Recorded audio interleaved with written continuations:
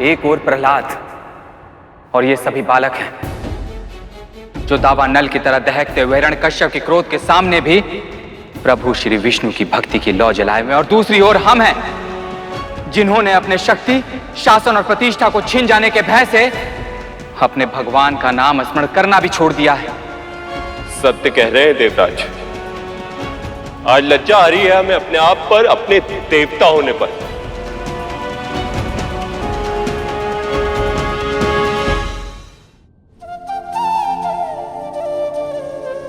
पर प्रभु, जब हिरण्यकश्यप को इसके बारे में पता चलेगा तब क्या होगा? ये जानने के लिए आपको अधिक प्रतीक्षा नहीं करनी होगी देवी। सैनिक, जाओ और प्रहलाद कुमार एवं गुरुपुत्रों को बुलाकर लेकर आओ। मैं देखना चाहता हूं कि वो दोनों मिलकर उसे क्या सिखा रहे हैं और वो क्या सीख रहा है उनसे। जो आज्ञा महाराज। इतनी शीघ्रता क्यों महाराज? अभी कुछ दिनों पहले ही तो गए हैं, और आप तो जानते हैं ना कि वेदाभ्यास करने में समय लगता है। आप सत्य कह रही हैं महारानी, लेकिन हम देखना चाहते हैं कि उसका शिक्षा में मन लग भी रहा है या नहीं। ये कहिए ना कि उसके बिना आपका मन नहीं लग रहा है, और आप मुझसे कह रहे थे कि पुत्र वियोग में मैं दुखी होंगी। परंतु सत्य तो यह है कि अपने पुत्र का मुख देखे बिना आप नहीं रह पा रहे हैं। आप सत्य कह रही हैं महारानी। प्रहलाद केवल मेरे मन का आह्लादी नहीं, मेरी आंखों की ज्योति है। मेरे अधरों की प्रसन्नता ही नहीं, वो मेरे हृदय की आशा भी है। विश्वास है असुर वंश की जगमगाती कीर्ति पताका का भविष्य है मेरे उस स्वप्न का जो मैंने मेरे भाई हिरण्याक्ष के साथ मिलकर देखा था।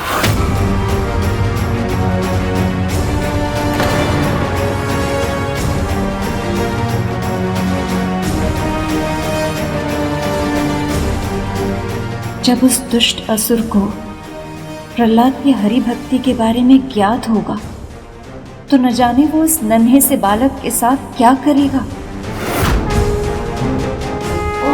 ओम नमः नारायणाय।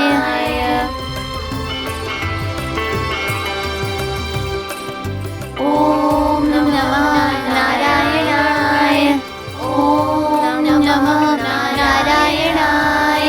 ओम नमः नारायणाय। हरो हरो, मत करो ये सब। तुम सबको तनिक भी लज्जा नहीं आई गुरुकुल का नियम तोड़ते हुए।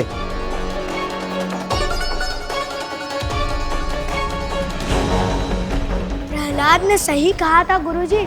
श्री नारायण का नाम स्मरण करने से ही बहुत शांति मिलती है, सभी चिंताओं से मुक्ति भी मिलती है और सारा भय भी मिट जाता है। बस बस, अधिक ज्ञान देने की आवश्यकता नहीं है।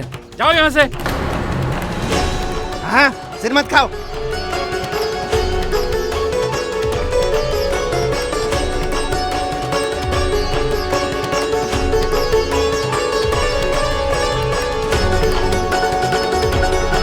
प्रहलाद पुत्र, तुम भी चलिए गुरुजनों।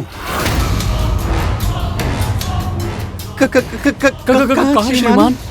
राजमहल। और कहाँ जाओगे?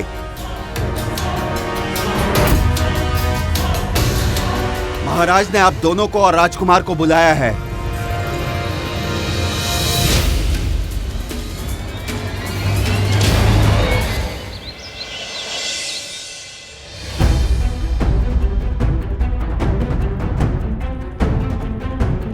प्रहलाद, पुत्र जैसा सिखाया वैसा ही बोलना, अपने पिताजी का ही जाप करना। नारायण का नाम मत लेना, कहना ओम हिरण्याय नमः। समझ गए? तो चलो।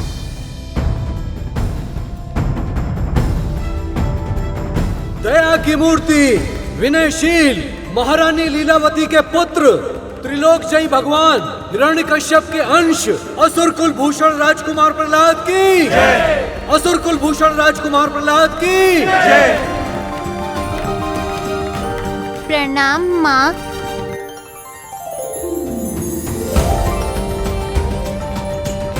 मेरा पुत्र प्रहलाद,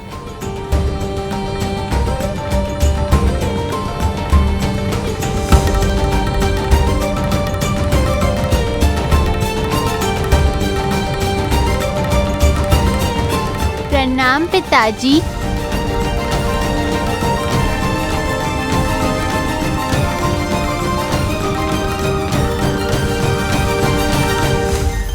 त्रिभुवन के साम्राज्य से भी बढ़कर है पुत्र का ये आलिंगन। कहो पुत्र, गुरुजनों से स्नेह तो मिला ना तुम्हें? हाँ पिताजी, गुरुजनों ने बहुत प्रेम और धैर्य के साथ विद्याभ्यास कराया मुझे। मैं भाग्यशाली हूँ, मुझे इनसे शिक्षा ग्रहण करने का अवसर मिला। कुमार की विनयशीलता का वर्णन करना नितांत असंभव है महाराज। अहंकार तो लेस मात्र भी नहीं है महाराज, क्रोध का तो नाम तक नहीं है। खेल खेल में असत्य भाषण देना भी नहीं आता कुमार को। प्रत्यक्षम किम अनुमानम, प्रत्यक्षम किम प्रमाणम। जो सामने है उसको ना अनुमान की आवश्यकता होती है और ना प्रमाण की।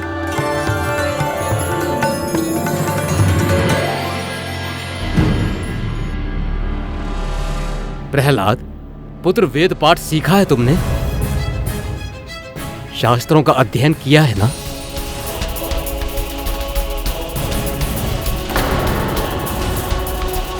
हाँ पिताजी, मैंने सारे वेद और शास्त्र कंठस्थ कर लिए हैं। अति उत्तम, अति उत्तम। बच गए। पहला उत्तर तो सही दिया इसने, और इसने ये उत्तर भी दे दिया तो फिर मुझे वेदों का सार बताओ पुत्र।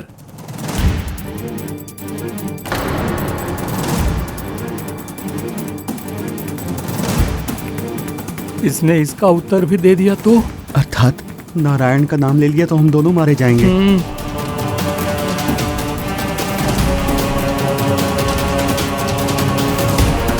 पुत्र प्रहलाद, जैसा हमने सिखाया था वैसा ही बताना। पुत्र, कोई त्रुटि मत करना हैं? ओम नमो नारायणाय, नारायणाय, ओम नमो नारायणाय।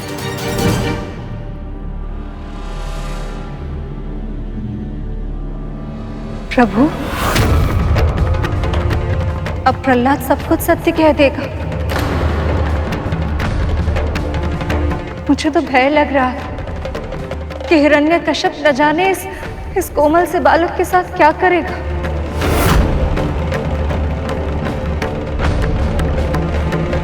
सभी वेदों का सार है आत्मनि खल्वरे विज्ञात इदम सर्वम विदितम। अर्थात जब आत्मा को जान लिया तो सब कुछ जान लिया।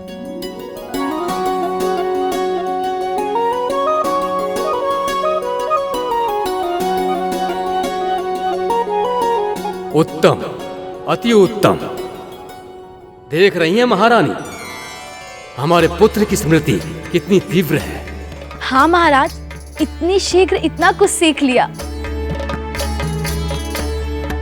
नारायण का बहुत बहुत धन्यवाद। अच्छा हुआ उसने उल्टा सीधा कुछ नहीं बोला। सत्य यही है कि आत्मा और परमात्मा में कोई भेद नहीं। हम सभी की उत्पत्ति का कारण श्री विष्णु ही है।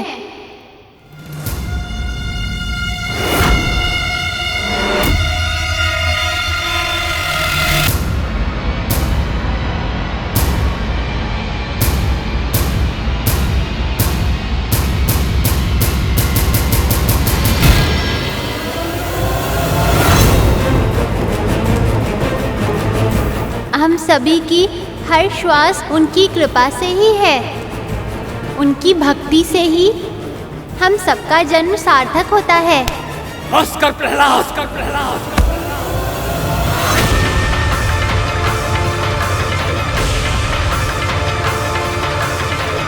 मेरे शत्रु का गुणगान सुनाकर मेरे कानों में पिघला हुआ शीशा डाल रहे हो तुम। गुरुपुत्रों, यही सिखाया तुमने मेरे पुत्र को? मेरे वैरी विष्णु की प्रशंसा करना? दानेश्वर, इसमें हमारा कोई अपराध नहीं है। आपके चरणों की सौगंध महाराज, हमने शत्रु पक्ष के कोई शास्त्र का ज्ञान नहीं दिया राजकुमार को।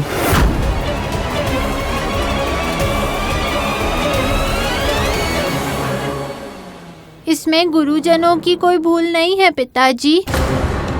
वे तो सदैव कहते हैं इस संसार में सब कुछ आप ही हैं। आप ही भाग्य विधाता हैं। आप ही भगवान हैं।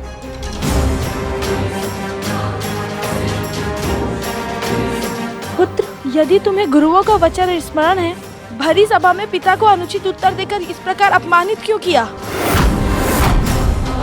पिताजी को अपमानित करने की मैं कल्पना भी नहीं कर सकता माँ, पर इन्हें प्रसन्न करने के लिए असत्य भी तो नहीं बोल सकता।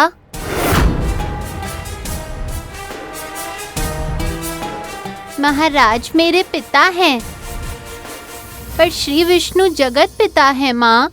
हत्यारा है वो।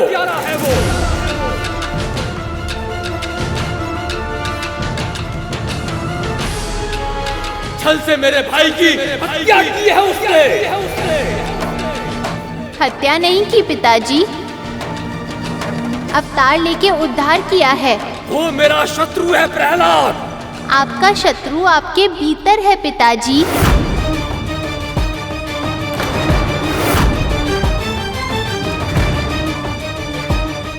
भीतर?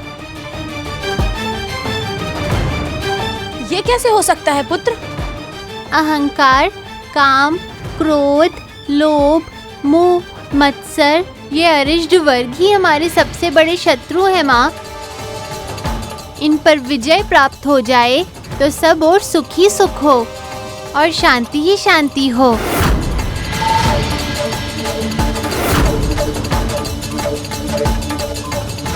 कह तो सही रहा है बालक। किसी न किसी का शीश धड़ से अलग कर दिया जाएगा, इसी के कारण। पिताजी, मैं तो केवल सत्य बताकर आपको धर्म के मार्ग पर।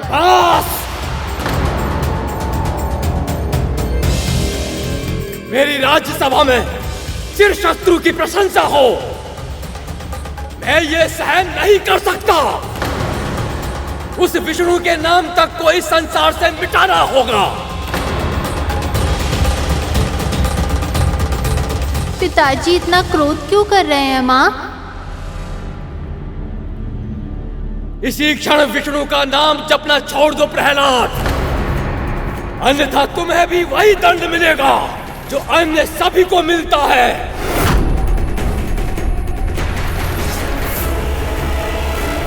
ये आप क्या कह रहे हैं महाराज? ये हमारा पुत्र है। इसलिए इसका दायित्व और भी अधिक है महारानी। असुरों के विचार संस्कृति की रक्षा करनी ही होगी इसे। शत्रु और मित्र का भेद समझना ही होगा इसे। समझने का प्रयास क्यों नहीं करते? हट छोड़ दो ना कुमार। विष्णु भक्ति हट नहीं है माँ, ये तो जीवन का आधार है। प्रभु श्री हरि का नाम स्मरण किए बिना मैं जी ही नहीं सकता।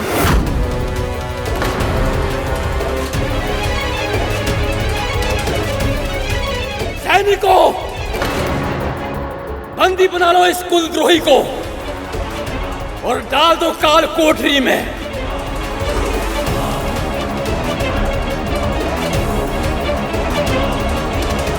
यदि अन्य अपराधियों की दशा देखकर भी इसे अपनी भूल समझ न आए तो दंड देने से भी मत चूकना।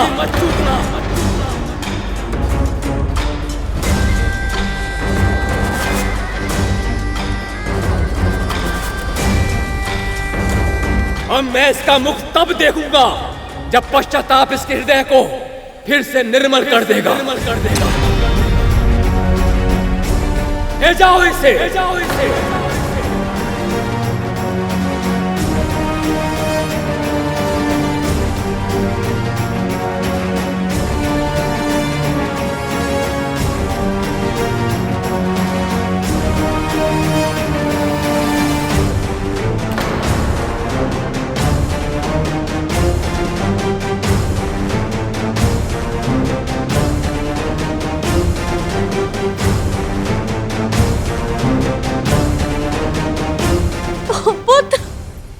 महारानी,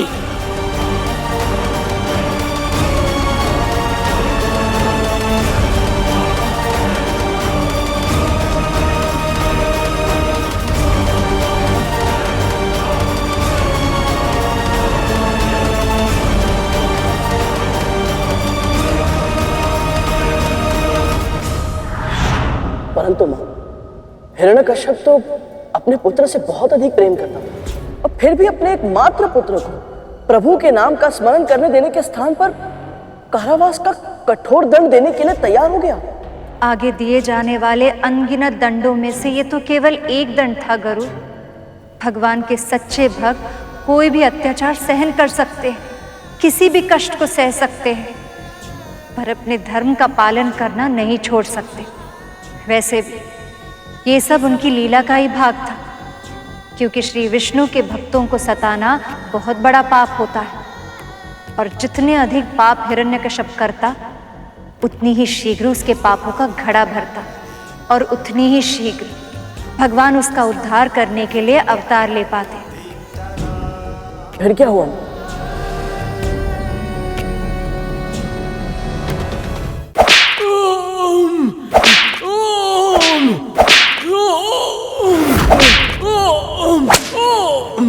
बोल लेगा श्री हरि का नाम।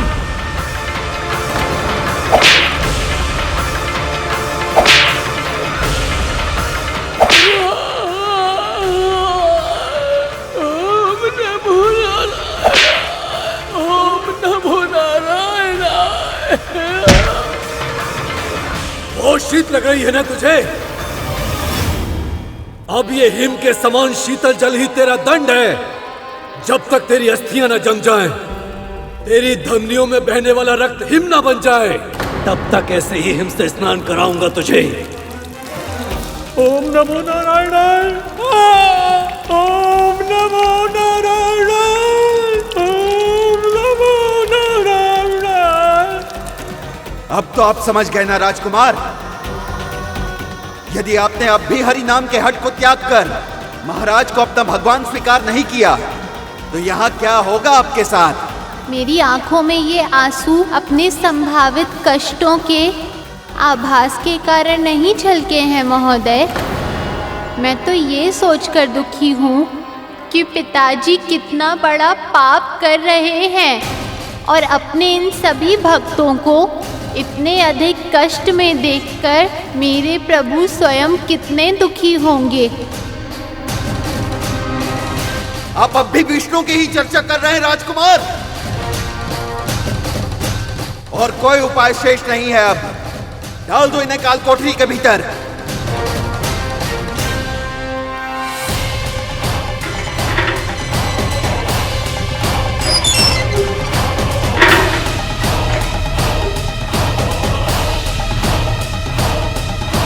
प्रभु,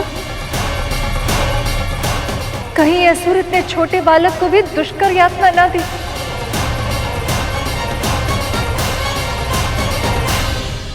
राजकुमार की आयु इतनी कम है कि इनके लिए 2 डंडों की मार ही पर्याप्त है।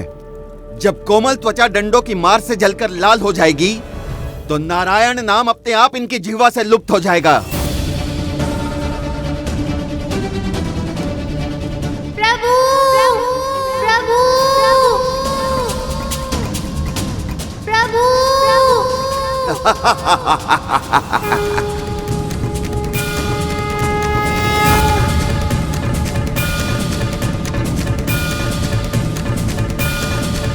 भक्त प्रहलाद की रक्षा कीजिए प्रभु। यदि आपने उसकी रक्षा नहीं की तो इन असुरों के कठोर दंड से उसके प्राण को भी हानि हो सकती है। उसकी रक्षा कीजिए प्रभु।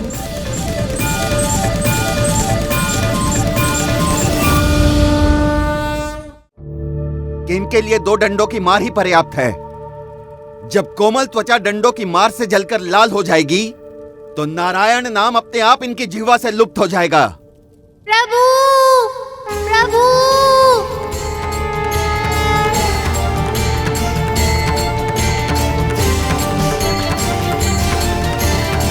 महाराज, इस छोटे से फूल समान बालक को कहीं कुछ हो ना जाए, आप इस पर दया कीजिए। मैं इसकी माँ हूं ना, मैं इसे समझाऊंगी। आप माँ हैं तो मैं भी उसका शत्रु नहीं हूं महारानी। पिता हूं मैं, मुझे भी प्रेम है अपने पुत्र से। पर अब प्रेम से समझाने का समय बीत चुका है महारानी। बस एक ही आशा है कि उसे अपनी भूल का आभास शीघ्र ही हो जाए और मुझे उसे और भी कड़ा दंड देने के लिए विवश न होना पड़े। ओम नमो नारायणाय। ओम नमो नारायणाय। ओम नमो नारायणाय। ओम नमो नारायणाय। ओम नमो नारायणाय। ये कैसे संभव है? ओम नमो नारायणाय। ओम नमो नारायणाय। ओम नमो नारायणाय।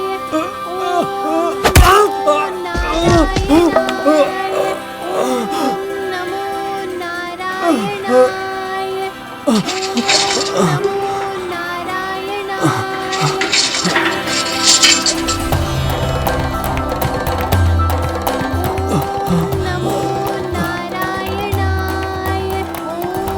नमो नारायणाय। ये तो राजकुमार ओम नमो हरि का नाम जप रहा है, अर्थात अब बहुत शीघ्र ही प्रभु कष्टों का निवारण करेंगे।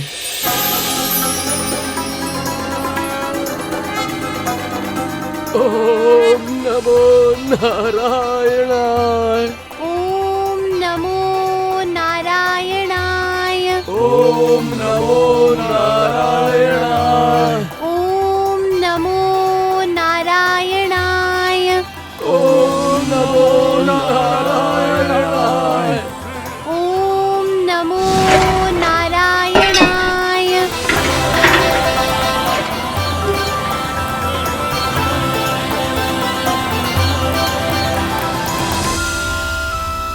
सारे सैनिक भाग गए।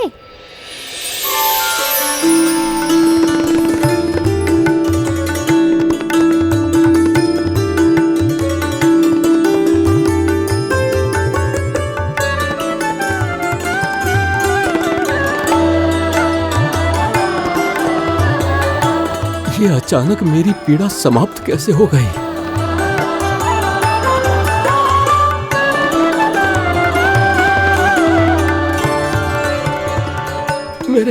मेरे घाव, मेरी पीड़ा भी समाप्त हो गई। मुझ में ये ऊर्जा कहां से आई? ये सब श्री नारायण का चमत्कार है।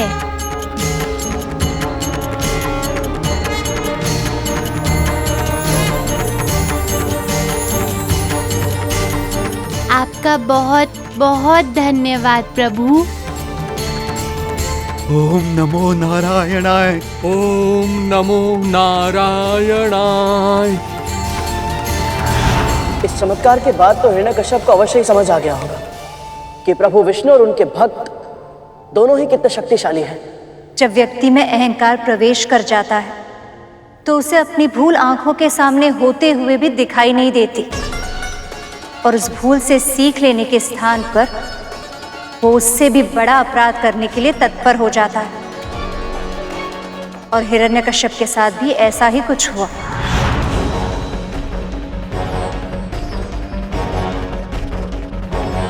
हम सभी की उत्पत्ति का कारण श्री विष्णु ही है। हम सभी की हर श्वास उनकी कृपा से ही है। बस भी कीजिए महाराज, इतना मदिरा पान करना उचित नहीं। जब तक सैनिक आकर शुभ समाचार नहीं देते, मेरा मन व्याकुल ही रहेगा महारानी।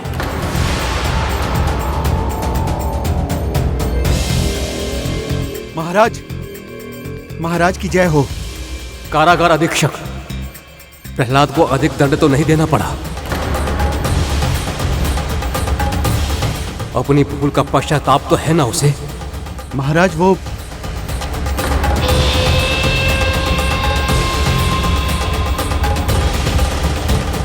कहाँ है मेरा पुत्र? कारागार अधीक्षक, वो ठीक तो है ना? वो पूरी तरह से स्वस्थ है महारानी। और वो ही नहीं, अन्य सभी ऋषि मुनि भी कुमार प्रहलाद के साथ अब उत्तम स्थिति में हैं। तुम्हारे कहने का अर्थ क्या है? मैं बताता हूँ पिताजी। पुत्र, दंडों की चोट से अधिक पीड़ा तो नहीं हो रही है ना? ये कारागार से बाहर कैसे आया?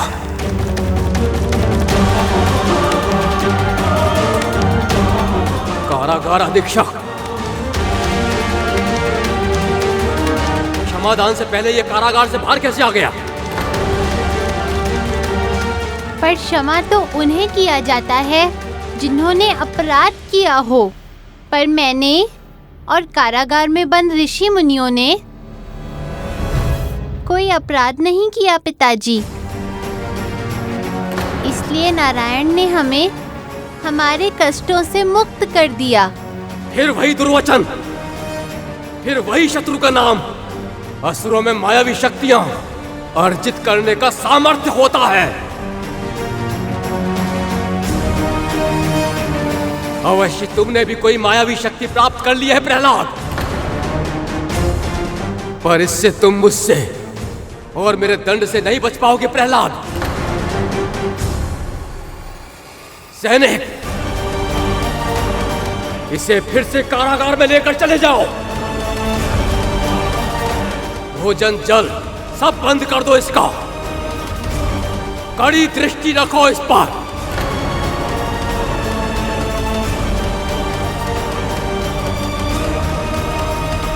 जब भूख लगेगी तो भक्ति अपने आप भूल जाएगा। पुत्र, तुम इतना कठिन दंड कैसे सहन कर पाओगे? पिताजी की आज्ञा क्यों नहीं मान लेते? अहंकार के वश में आकर पिताजी अनुचित कर रहे हैं माँ। बात तो इन्हें मेरी माननी चाहिए। पर आप मेरी चिंता मत कीजिए। नारायण भक्त वत्सल हैं, पीड़ितों के रक्षक हैं।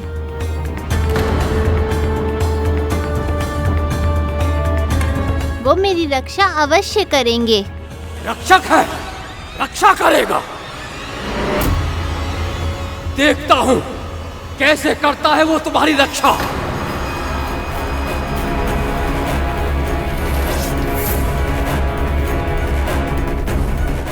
कैसे खिलाता है वो तुम्हें भोजन। अब तुम्हें अन्न का एक दाना भी नहीं मिलेगा।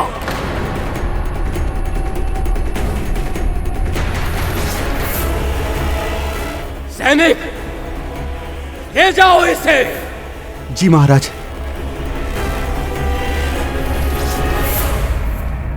पुत्र,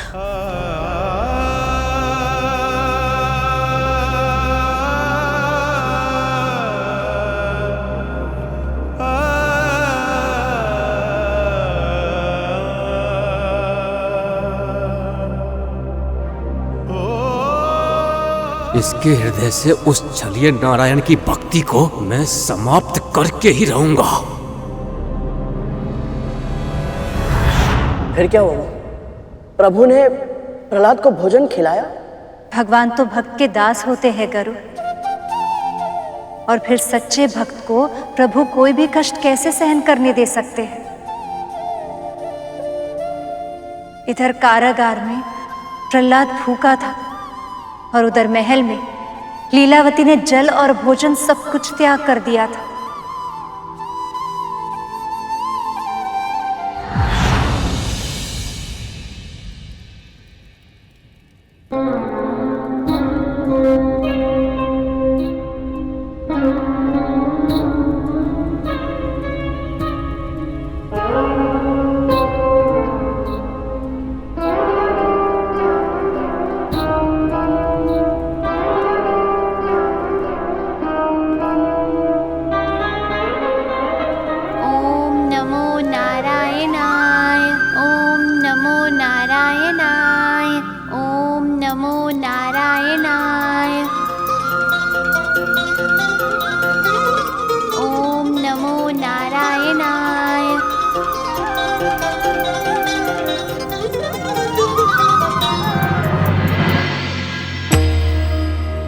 शक्ति दीजिए प्रभु कि भूख ना सताए और मेरा मन आपके ध्यान से भटक ना पाए।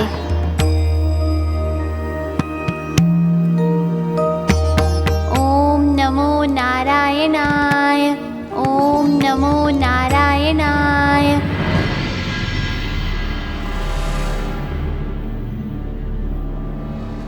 महारानी, भोजन ग्रहण कर लीजिए।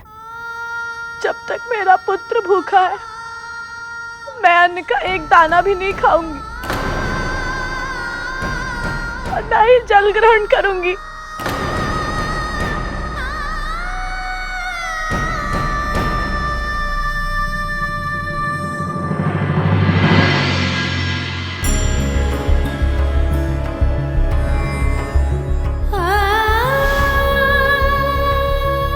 कम से कम शैया पर तो आ जाइए महारानी। मेरा पुत्र भूमि की कठोर शीत सहने पर विवश, तो मैं कोमल सैया में विश्राम कैसे कर सकती हूँ स्वामी?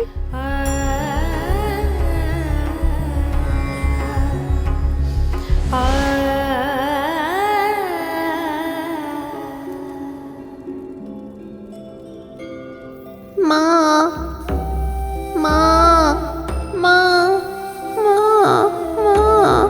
पुत्र, पुत्र। माँ, माँ, माँ। पुत्र, माँ, माँ। पुत्र।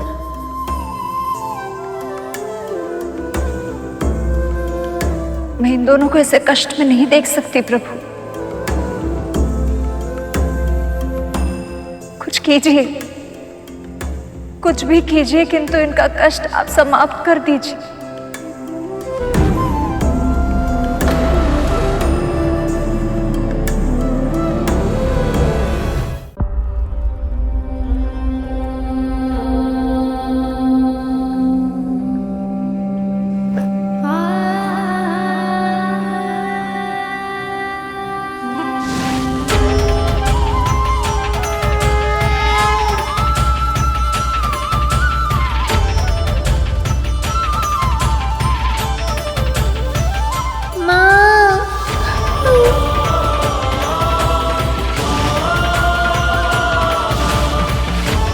पुत्र प्रहलाद,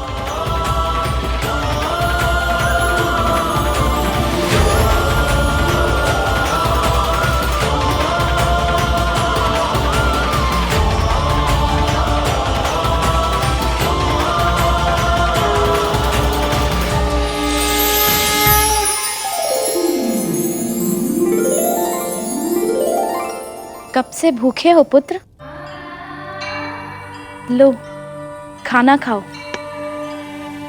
जब से मैं यहाँ आया हूँ आपने भी कुछ नहीं खाया है ना? पहले आप खाइए माँ। इतनी छोटी सी आयु में भी कितनी संवेदना है इसमें।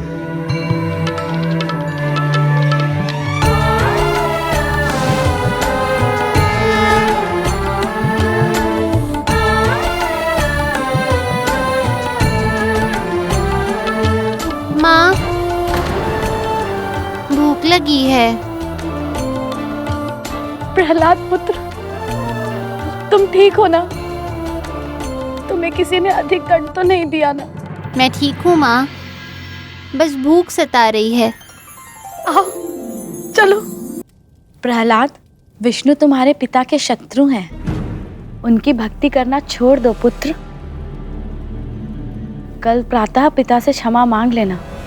वो तुमसे बहुत प्रेम करते हैं, पर विष्णु के प्रति बहुत क्रोध है उनके मन में। मुझे भय है कि यदि तुमने उनका आदेश नहीं माना तो कहीं कुछ।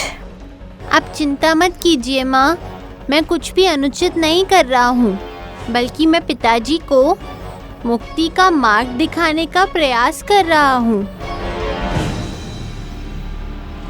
जब तक नारायण मेरे साथ हैं, मुझे कुछ नहीं होगा।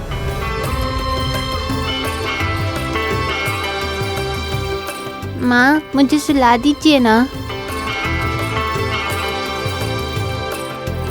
आओ।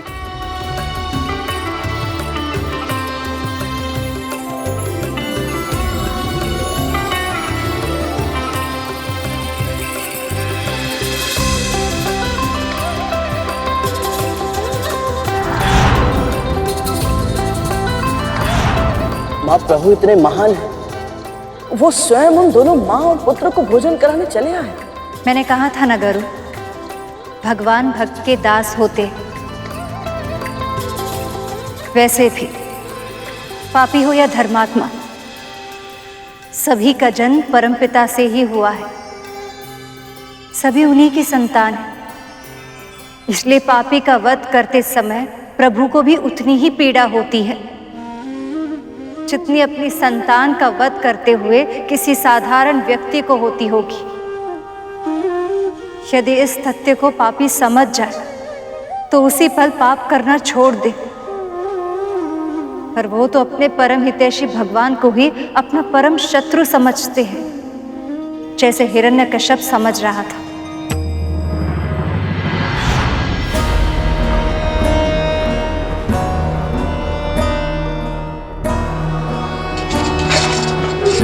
ओम नमो नारायणाय। पुत्र प्रहलाद,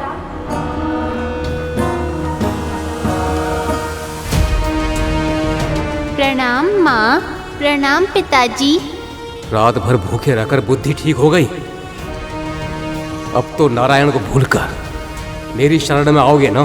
पर मैं भूखा नहीं था पिताजी, माँ ने पेट भर भोजन करा दिया था।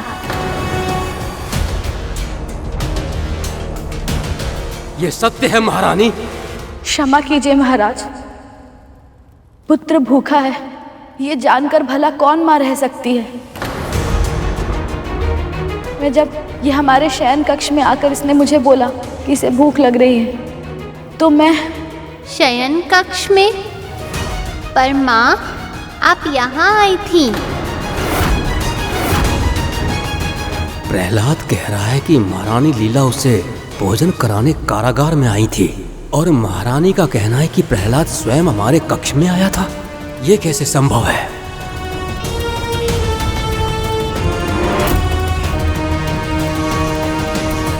महारानी मुझसे असत्य भाषण कभी नहीं कर सकती, अर्थात वो छलिया विष्णु ही कल वेश बदलकर यहाँ आया होगा। उस छलिया विष्णु का अस्तित्व मैं सृष्टि से मिटा के रहूंगा, फिर चाहे मुझे अपने पुत्र का बलिदान ही क्यों न देना पड़े।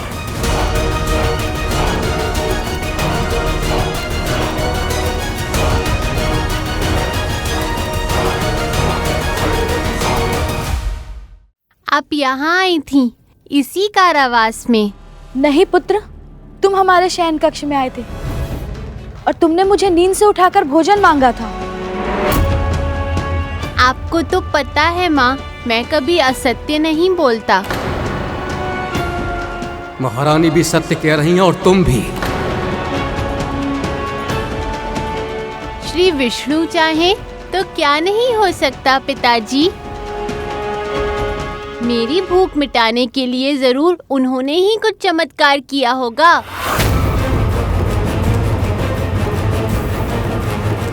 भूखी तो मैं भी थी, और प्रहलाद ने जितना स्वयं खाया था उससे अधिक मुझे खिलाया था। लीलावती, इसका एक ही अर्थ है, ये सब विष्णु ने ही किया है।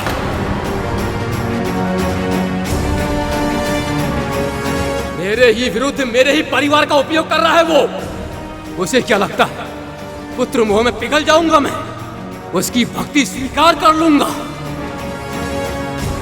ऐसा कभी नहीं होगा। विष्णु का नाम जपने वाले को ही मरना होगा, चाहे वो मेरा पुत्र ही क्यों ना हो। नहीं,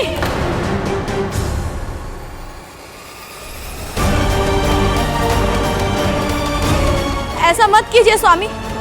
क्या यही दिन देखने के लिए मैंने इतनी कठिनाइयां सही थी? क्या इसलिए ही मैंने इंद्र से इसके प्राणों की रक्षा की थी कि एक दिन पिता ही इसके प्राणों का शत्रु बन जाए? पिता का हृदय है मेरा, इसे दंड देने में मुझे भी कष्ट होता है, पर स्नेह और कर्तव्य में विजय सदा सम्राट के कर्तव्य की होती है महारानी। राज नियम का पालन मुझे भी करना होगा महारानी। महाराज, इतना घोर दुख मैं कैसे सह पाऊंगी? शोक मत कीजिए माँ।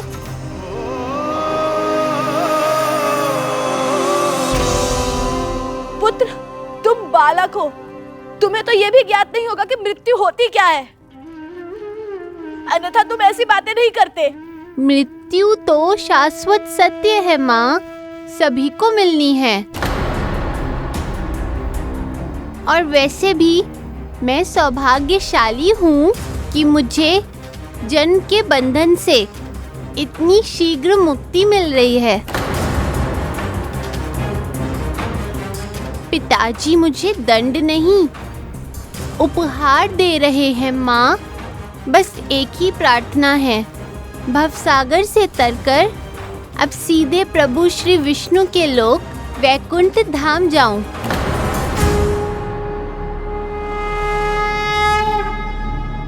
सैनिकों,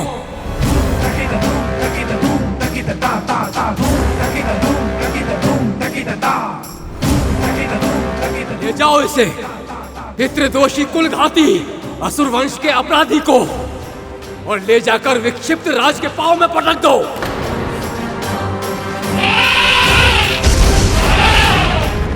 पुत्र,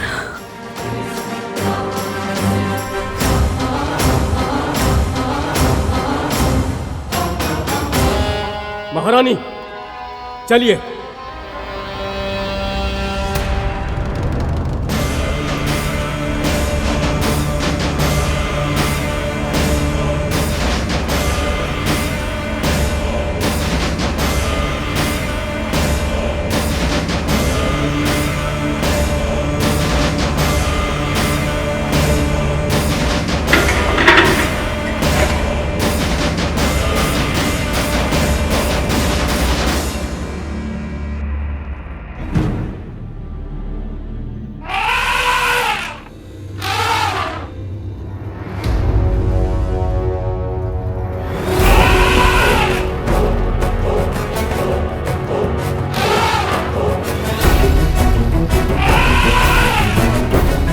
अब भी समय है पुत्र, संभल जाओ, अपनी भूल स्वीकार कर लो, अन्यथा ये विक्षिप्त हाथी तुम्हें कुचल देगा और मैं चाहकर भी इसे रोक नहीं पाऊंगा।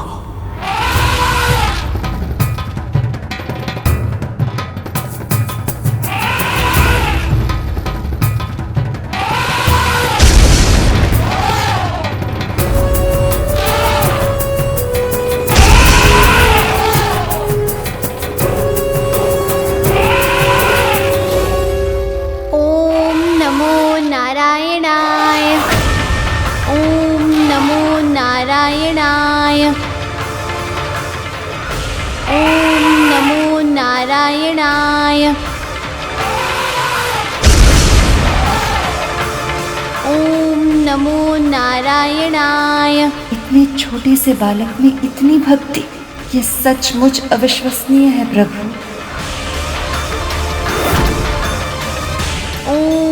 नमो नारायणाय। खोल दिए जाए द्वार।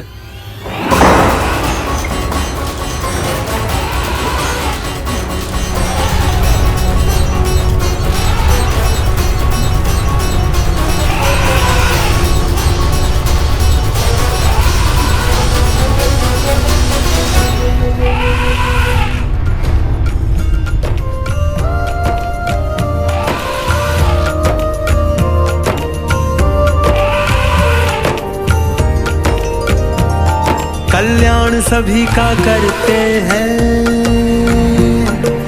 प्राण सभी में भरते हैं, आप रक्षा उनकी करते हैं जो ध्यान आपका धरते हैं।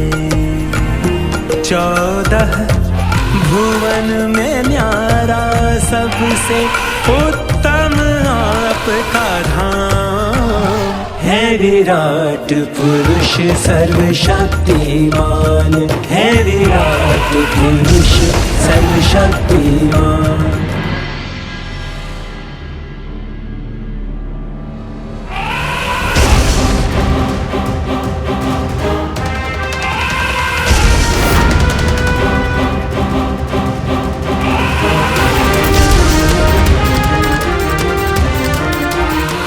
असहनीय है ये पीड़ा। हे प्रभु, रक्षा कीजिए मेरे पुत्र की।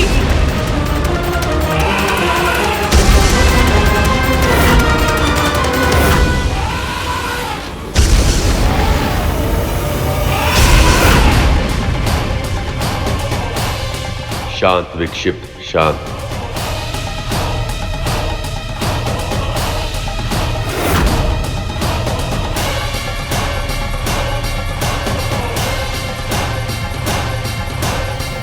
ये विक्षिप्त अचानक से शांत क्यों हो गया?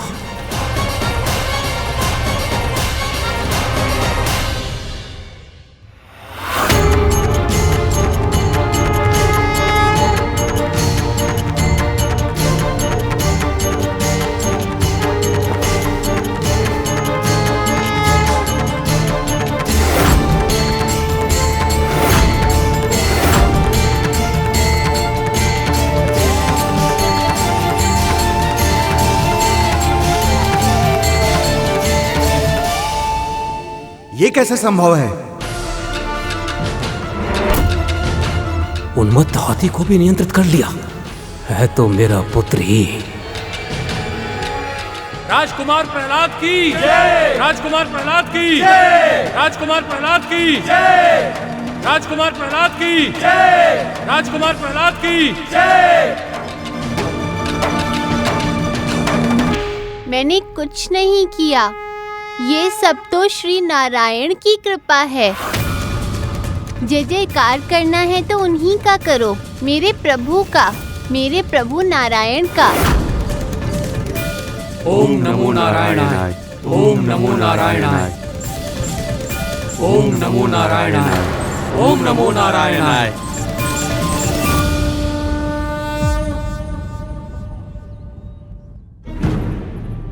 जो अकल्पनीय था वो घटित हो गया ना? बोलिए ना। आपने मेरे पुत्र को मृत्यु दंड दे दिया ना, मार दिया ना उसे,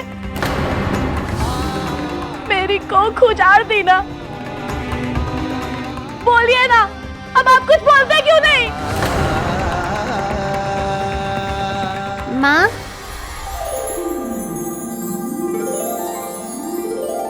पुत्र पुत्र पुत्र प्रहलाद।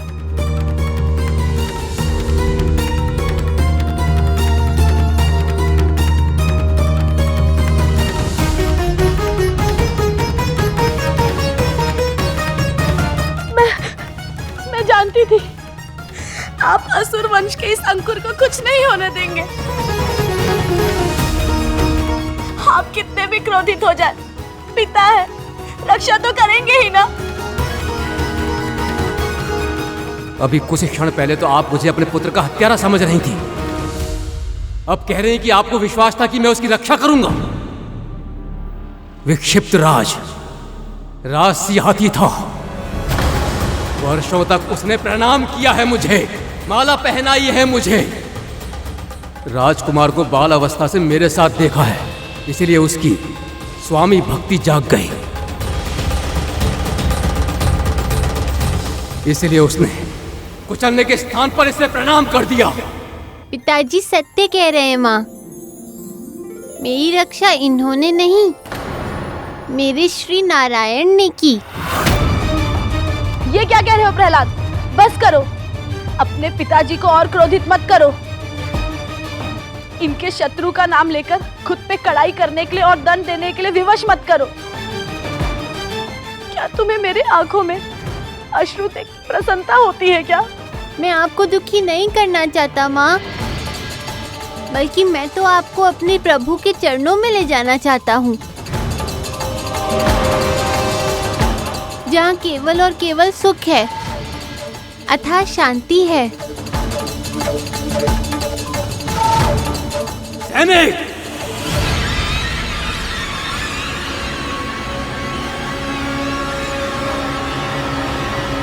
इसे शांति चाहिए। मैंने सुना है काल कोठरी में बहुत शांति होती है। ले जाओ इसे।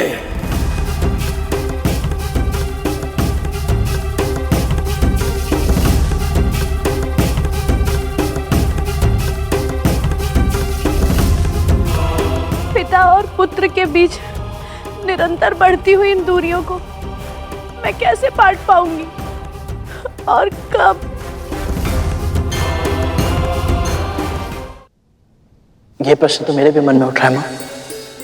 देवी लीलावती चक्की के दो पाटों के बीच में पिस रही थी। उनकी इस पीड़ा का अंत कब होना था माँ? प्रभु श्री नारायण और मेरे लिए भी एक माँ की ऐसी भीषण पीड़ा सहना असंभव हो चला था, और फिर वो समय आ गया जब उस दुष्ट का उद्धार हो, ताकि इस पूरे संसार को हिरण्यकश्यप के आतंक से मुक्ति मिले। एक बार फिर प्रभु के इस कार्य में नारद मुनि उनके सहायक बने।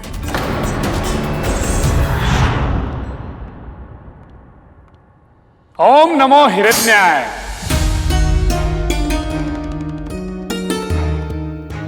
आ गए नारायण के पक्षपाती, मेरे घाव पर नमक छिड़कने। अपने हितैषी पर ऐसा आरोप? आप तो जानते हैं त्रिलोक विजेता, सब ठीक हो ये सुनिश्चित करना ही मेरा कर्तव्य है। किंतु आपकी हिरण्य नगरी में, आपके मन मस्तिष्क में चिंता के जो बादल उमड़ आए हैं, उनका आभास है मुझे। जिसका पुत्र ही उसके चिरशत्रु की प्रशंसा करता हो, उसके वर्चस्व को तो कम होना ही है। सत्य कहा भगवान। जिसका इतने प्रेम से पालन पोषण किया, जिसको गोद में बिठाया हो, वही आज शत्रु बन बैठा। ऐसे पुत्र को तो पुत्र नहीं, मेरी आस्तीन में छिपा सर्प है वो। उसका दमन भी वैसे ही करना चाहिए जैसे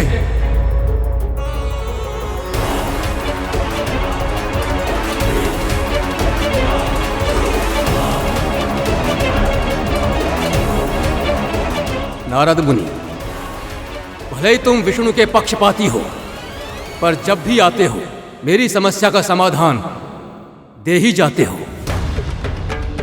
धन्यवाद। अब आपकी सेवा में सदैव उपस्थित हूं। ओम नमो हिरण्याय। ओम नमो हिरण्याय।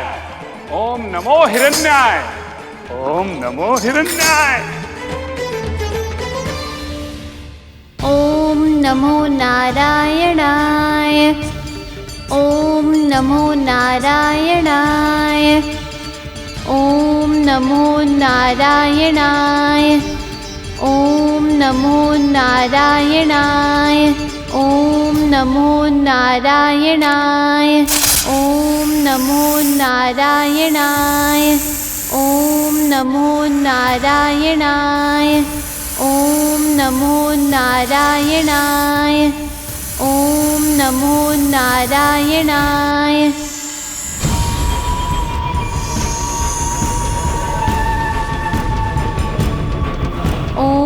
नमो नारायणाय। ओम नमो नारायणाय। ओम नमो नारायणाय। नागपालक, क्या ये सर्प सच में बहुत विषैला है क्या? सृष्टि में इससे भयानक नागों की जाति में और कोई नहीं है।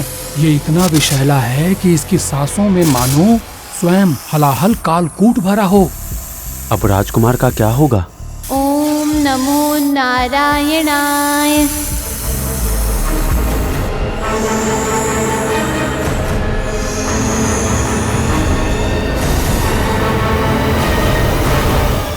ओम नमो नारायणाय।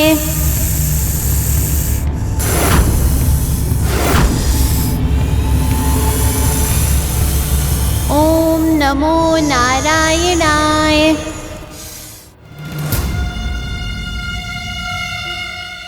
हे नाग देवता, आप मेरे प्रभु विष्णु का आशीर्वाद बनकर आए हैं।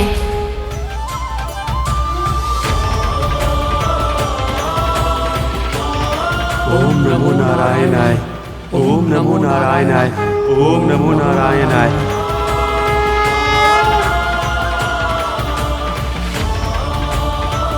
ओम नमो नारायणाय। ओम नमो नारायणाय। ओम नमो नारायणाय। ओम नमो नारायणाय। असत्य कह रहे हो तुम। इतना भयानक विषधार अपनी सहज प्रवृत्ति छोड़कर प्रहलाद को डसने के स्थान पर शिव शंकर की तरह उसके कंठ में सुशोभित हो जाए, ये कैसे संभव है? क्षमा कीजिए महाराज, ये तो हमें भी नहीं पता कि ये कैसे संभव हुआ। किंतु इतना तो निश्चित है महाराज, राजकुमार अवश्य चमत्कारी हैं, अन्यथा हमारे इतने दंड देने के प्रयास असफल कैसे होते? ओम नमो नारायणाय।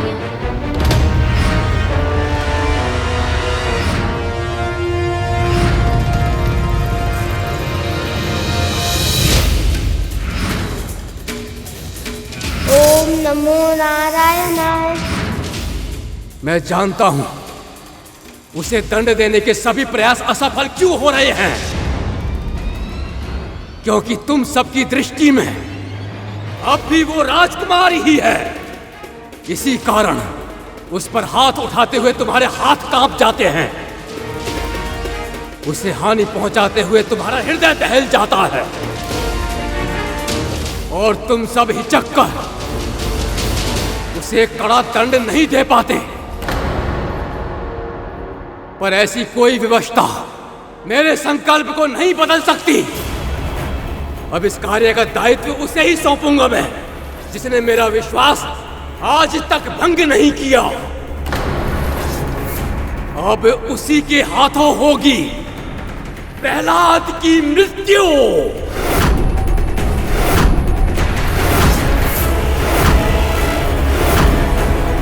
हे प्रभु, मेरा जीव विचलित हो रहा है, ये सोचकर कि अब ये क्या कुकर्म करेगा ये दुष्ट असुर इस नन्हे से बालक के साथ।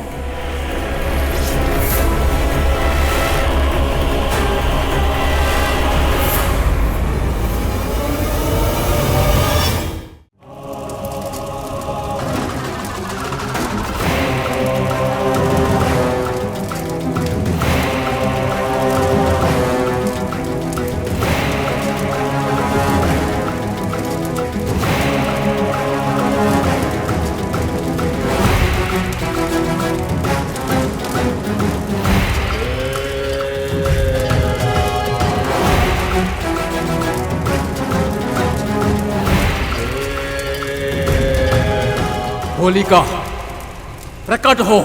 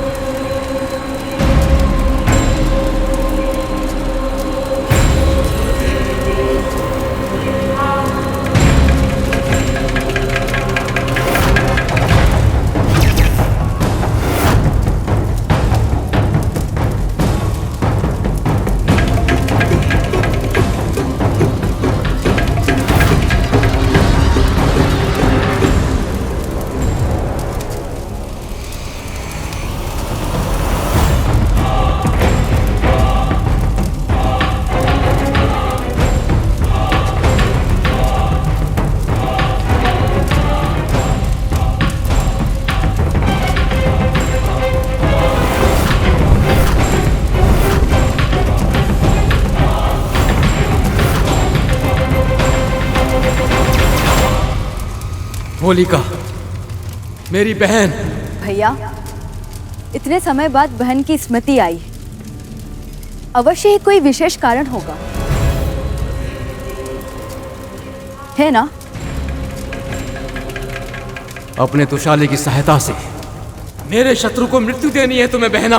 आप जैसे महान त्रिभुवन विजेता असुर सम्राट को मेरी और इस दुशैले की आवश्यकता का आभास करा दिया। इतना शक्तिशाली कौन उत्पन्न हो गया इस ब्रह्मांड में? वही जिसे असुर वंश का अंकुर समझकर अपने हृदय से लगाया, कुल दीपक समझकर आंखों में बसाया। मेरा अपना रक्त, मेरा पुत्र प्रहलाद। भैया, ऐसा क्या किया उसने कि आप उसे इतना कठोर दंड देने के लिए विवश हो गए?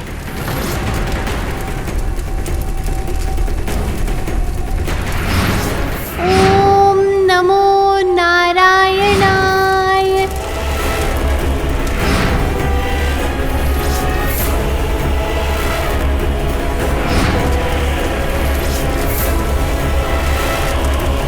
ओम नमो नारायणाय।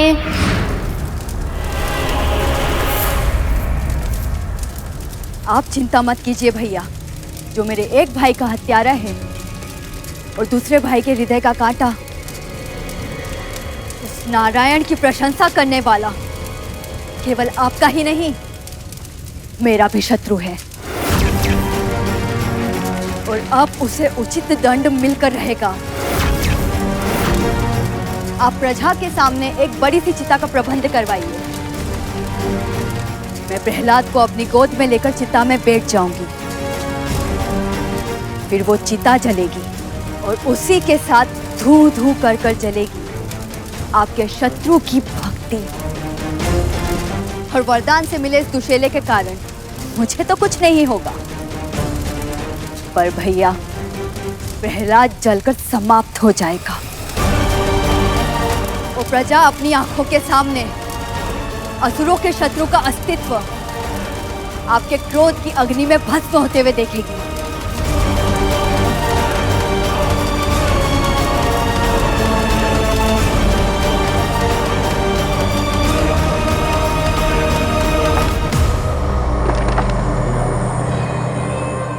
इतने निर्दयी कैसे हो सकते हैं आप स्वामी? अपने पुत्र की चिता आप स्वयं सजा रहे हैं। पुत्रवध महापाप है स्वामी। पितृघात उससे भी बड़ा पाप होता है महारानी। अपराधी को दंड देने से पाप का दोष नहीं लगता, विधान की रक्षा होती है। और सत्य तो यही है कि संस्कार देने का दायित्व माँ का होता है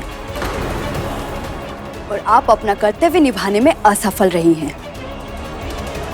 और अब उसके फलस्वरूप जो भी हो रहा है वो सब आप भैया के मस्तक मंड रही हैं। तुम ऐसा कैसे बोल सकती हो होलिका? तुम भी तो एक स्त्री हो ना? क्या मेरी पीड़ा का तुम्हें आभास नहीं हो रहा है? क्या मेरी वेदना की आंच तुम तक नहीं पहुंच रही है? अभी भी समय है, मेरी ममता को मत जलाओ। बहन, मना कर दो। मैं तो स्त्री हूं, पर आप भी तो पत्नी है ना भाभी। पति के स्वाभिमान के लिए पुत्र का बलिदान ही आपका कर्तव्य है। इसीलिए आज दुर्बल बनने की आवश्यकता नहीं है। पत्नी धर्म निभाइए भाभी। और माँ का धर्म? अपने पुत्र को अपने सामने भस्म होते देखकर कैसे मौन हो जाऊं? कुलद्रोही पितृद्रोही पुत्र के लिए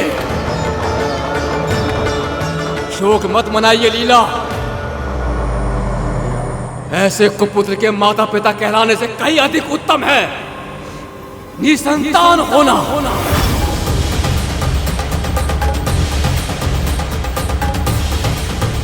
स्वामी, स्वामी!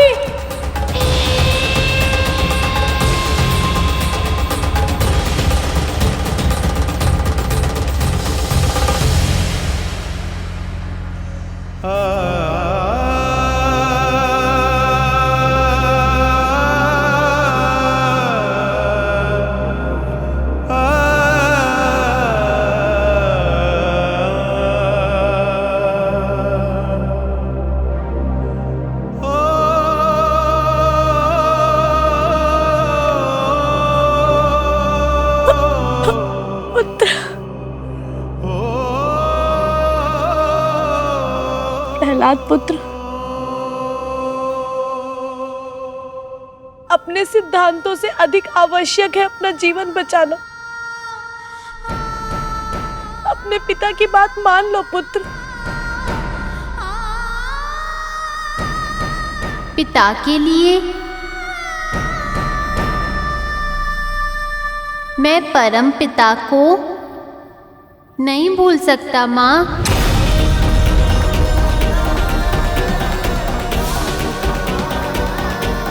पर आप चिंता मत कीजिए, श्री नारायण मुझे कुछ होने नहीं देंगे।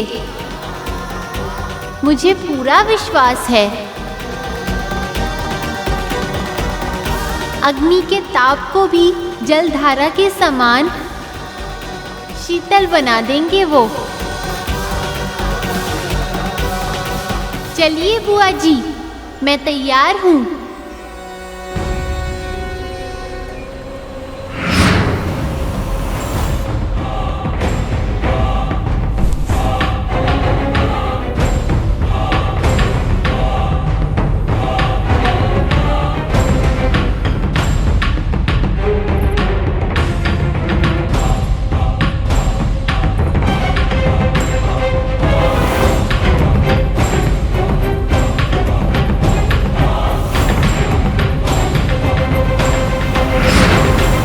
प्रभु पर इतना विश्वास था उसे कि वो जलती हुई चिता में बैठने के लिए तैयार हो गया।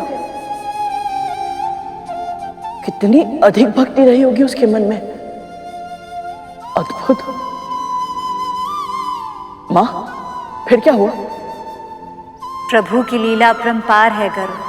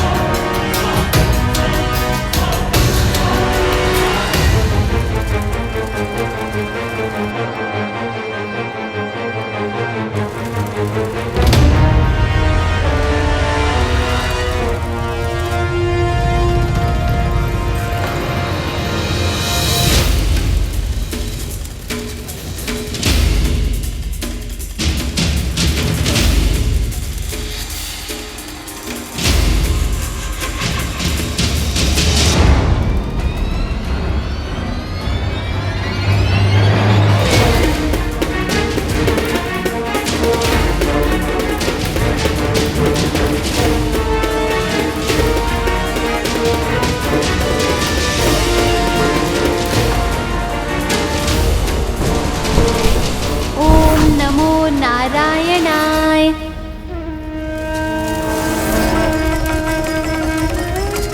ओम नमो नारायणाय। ओम नमो नारायणाय।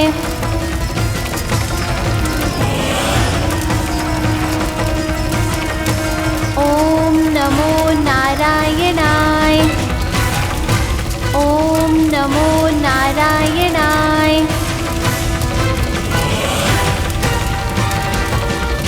ओम नमो नारायणाय। अब सारी प्रजा पहचान जाएगी कि मैं कितना कठोर हूं। जान जाएगी जब मैंने नारायण की भक्ति के लिए अपने पुत्र को क्षमा नहीं किया, फिर इस घनघोर अपराध के लिए किसी और को भी क्षमा नहीं करूंगा मैं। आज से भय इनकी आत्माओं में जड़ पकड़ लेगा और फिर कभी किसी को नारायण का भक्त नहीं बनने देगा ये भय। ओम नमो नारायणाय। ओम नमो नारायणाय। महारानी,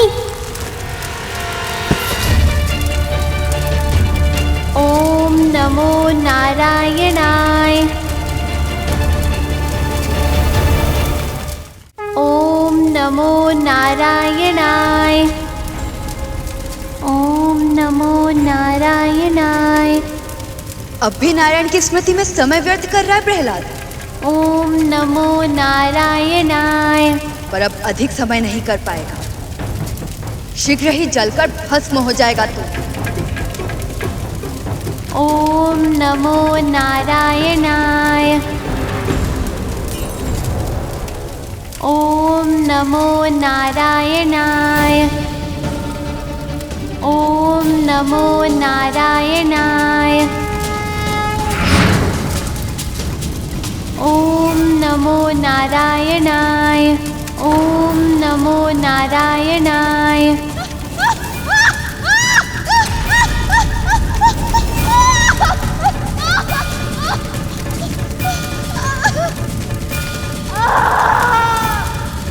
ओम नमो नारायणाय। ओम नमो नारायणाय। होलिका, मेरी बहन।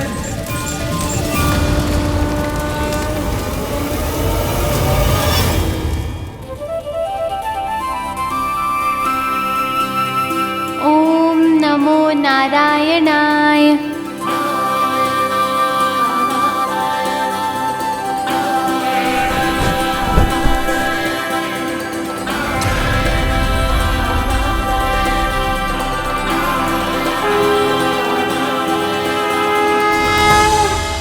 राजकुमार प्रहलाद जीवित हैं।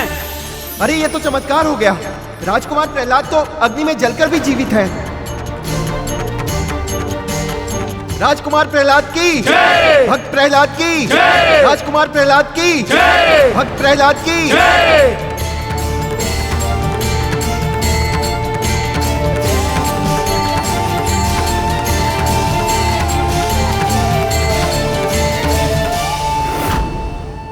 पिताजी, आपने देखी श्री नारायण की लीला? अग्नि भी मेरे लिए शीतल बन गई। अब तो आप भी मेरे प्रभु की प्रभुता को स्वीकार कर लीजिए।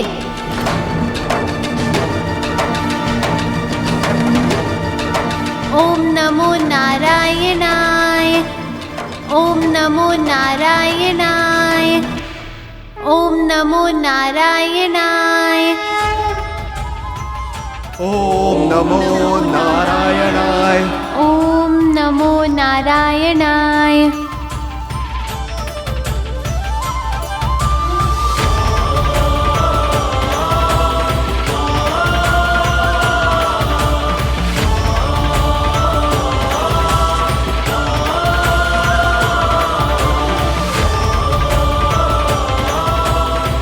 ओम नमो नारायणाय।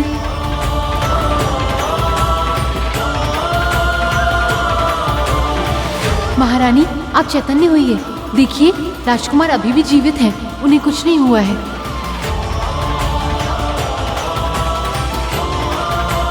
ओम नमो नारायणाय। पुत्र, पुत्र प्रहलाद, तुम जीवित हो। ये तो चमत्कार है।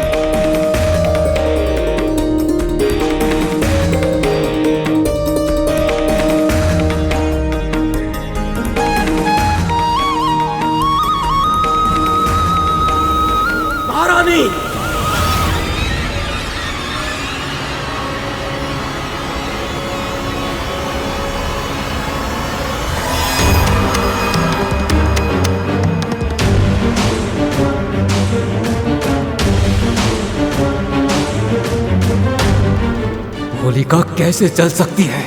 प्रहलाद कैसे बच सकता है? कैसे?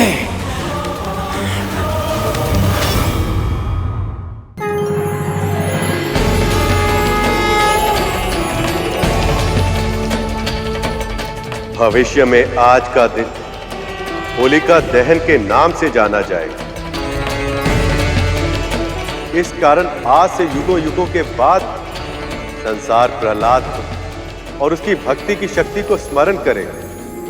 रात को मनुष्य होलिका की अग्नि में अपनी सभी नकारात्मकताओं को जला देगा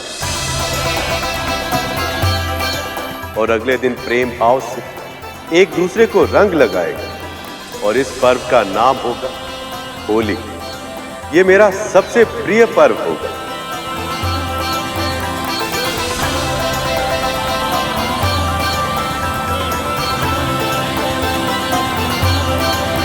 अपनी आंखों के सामने इतना बड़ा चमत्कार देखकर, अपनी ही बहन को मृत देखकर भी हिरण्यकश्यप को समझ नहीं आया मां कि जिन प्रभु को वो नकार रहा है वास्तविकता में उनसे बड़ा कोई है ही नहीं। वो प्रभु की शक्ति को स्वीकार ही नहीं करना चाहता था। उसके मन में शत्रुता इतनी बढ़ गई थी कि वो अपनी तुच्छता को सबसे बड़ा मानने लगा था।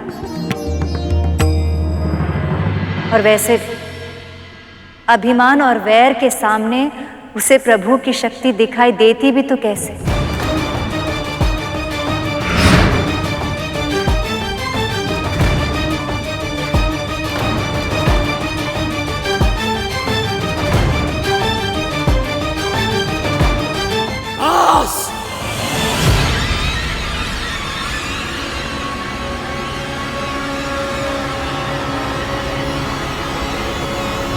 बहुत हो चुका नारायण के नाम का कोलाहल।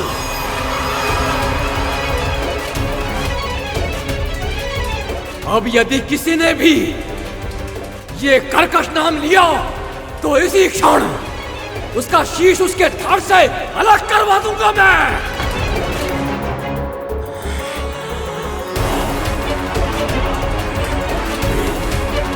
सैनिकों,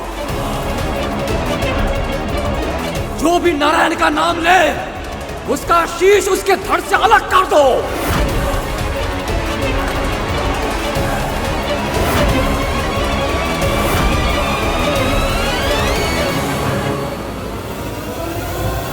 विनाश काले विपरीत बुद्धि। इस मूर्ख को अभी भी ज्ञात नहीं हुआ है कि स्वयं नारायण में ही समस्त सृष्टि बसती है। तो फिर इस सृष्टि से उनका ही अस्तित्व समाप्त करना संभव ही नहीं है।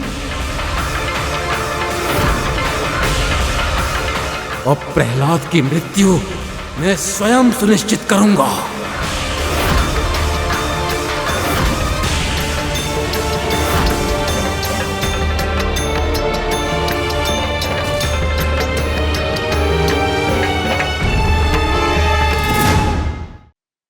नारायण नारायण नारायण। यदि एक बार और तूने अपनी चमत्कारी शक्तियों का श्रेय उस नारायण को दिया तो तुझे अपने हाथों से दंड दूंगा मैं। आप मुझे और अन्य सभी को श्री नारायण का नाम लेने पर दंड देना चाहते हैं और स्वयं एक ही वाक्य में 4 बार उनका नाम लेते हैं। केवल शब्दों में ही नहीं, विचारों में भी। सोते जागते हर समय आपके मन मस्तिष्क में केवल श्री नारायण ही बसते हैं। सत्य तो ये है कि अब मुझे समझ आ रहा है कि जो कुछ हुआ है और जो कुछ हो रहा है वो सब विधि का विधान ही है। विधि का विधान? आप तपस्या के लिए गए थे तो देवराज इंद्र ने माँ का अपहरण किया।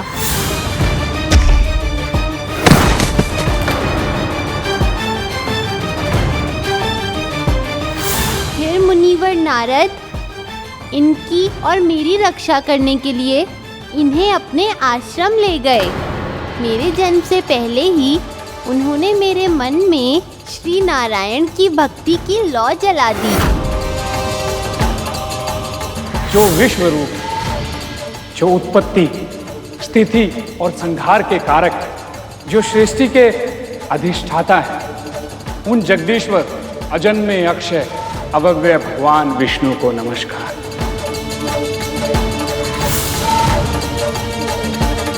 ये सब इसीलिए हुआ पिताजी, क्योंकि भगवान चाहते थे कि आप सदैव उनका स्मरण करते रहें। ऐसा तो मैंने कभी सोचा ही नहीं। क्या ये सत्य है पुत्र? बस! अति हो चुकी है आप। मैंने कहा था ना कुलद्रोही, यदि तुमने नारायण का नाम लिया तो मुझे स्वयं तुम्हारा वध करना होगा।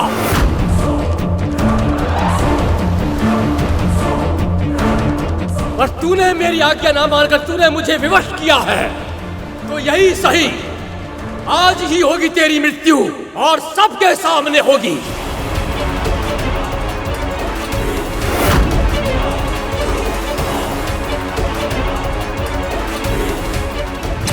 स्वामी, ये क्या कर रहे हैं आप? मेरे मार्ग से हट जाइए लीलावती। चैतन्य हो जाइए स्वामी, ये हमारा ही तो पुत्र है। नहीं, ये मेरा शत्रु है।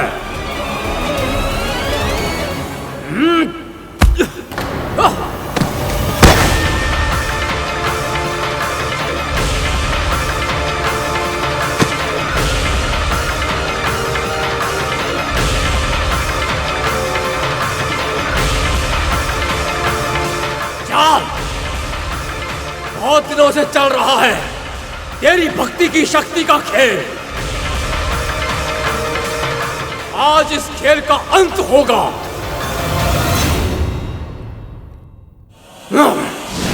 देखता हूं आज मेरी गदा के वार से तेरे प्राणों की रक्षा कौन करेगा।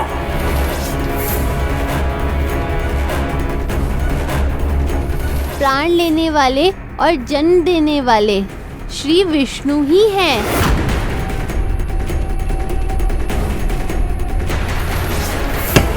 फिर उसी नारायण के नाम का जाप। कहां है तेरा नारायण? बुला उसे। आज तेरे साथ साथ उसको भी मार डालूंगा मैं।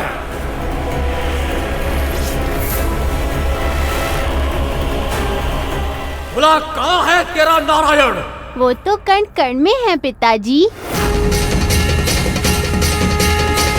आपके भीतर, मेरे भीतर, यहाँ तक कि हर निर्जीव वस्तु में भी श्री नारायण ही हैं। अच्छा, कण कण में है और निर्जीव वस्तु में है, तो फिर इस खंभ में भी होगा।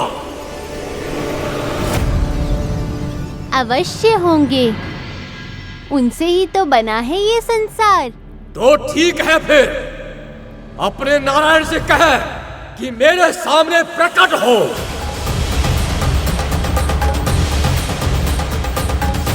क्या हुआ?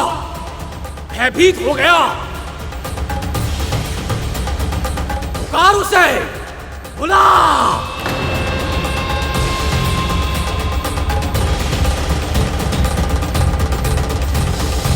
हे जगत पिता श्री नारायण,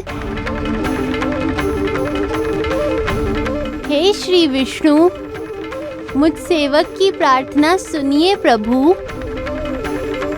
कृपया अपने आप को प्रकट करके मेरे पिताजी को दर्शन दीजिए।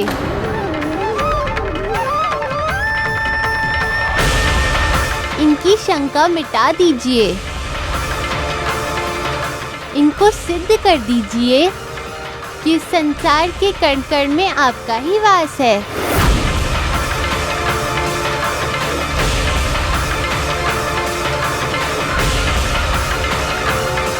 प्रभु, हिरण्यकश्यप के पापों का घट भरा हो या ना भरा, आपको अपने भक्त की रक्षा के लिए जाना ही होगा।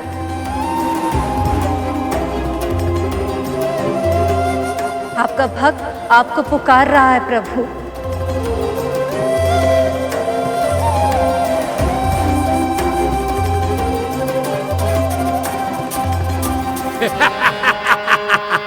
कहाँ रह गया तेरा नारायण?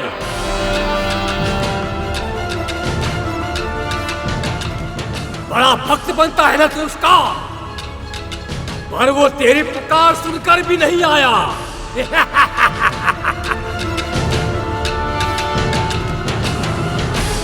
जानता है क्यों? क्योंकि उसको मुझसे भय लगता है, इसलिए तो मुझसे छिपकर रहता है वो। ये सत्य नहीं है पिताजी, भय तो उन्हें छू भी नहीं सकता। जहाँ तक छिपने का प्रश्न है, वो तो आपके भीतर भी निवास करते हैं, मेरे भीतर भी, और इस खंभ में भी।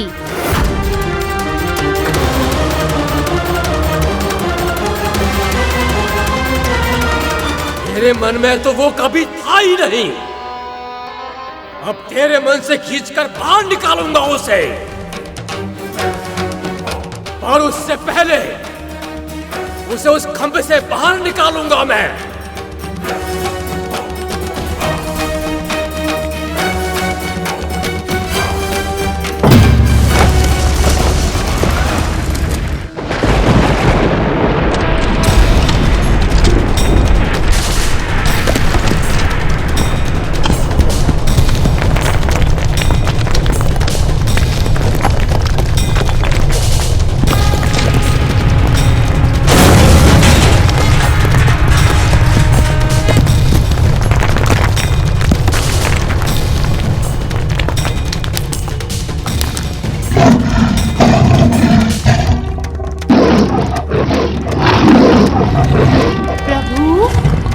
कृपा कर दी, दर्शन दे दिए आपने।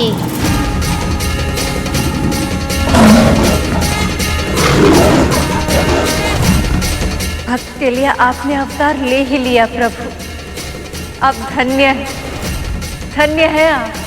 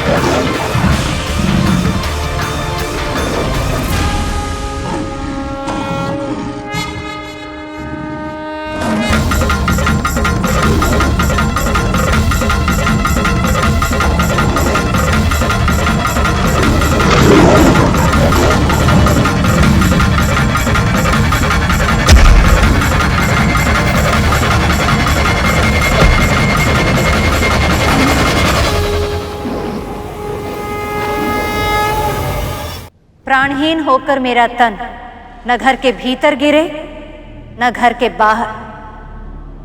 यही कहा था ना उसने, पर चौखट ना तो भीतर है न बाहर। मेरा काल मुझ तक ना तो दिन में पहुंच पाए और ना ही रात में, पर ये तो संध्या काल है, दिन और रात के मध्य का समय। मेरा वध करने का सामर्थ्य ना किसी मनुष्य में हो, ना देव में, ना असुर में और ना ही किसी पशु में। पर ये ना तो मनुष्य है, ना देव, ना असुर और ना ही पशु।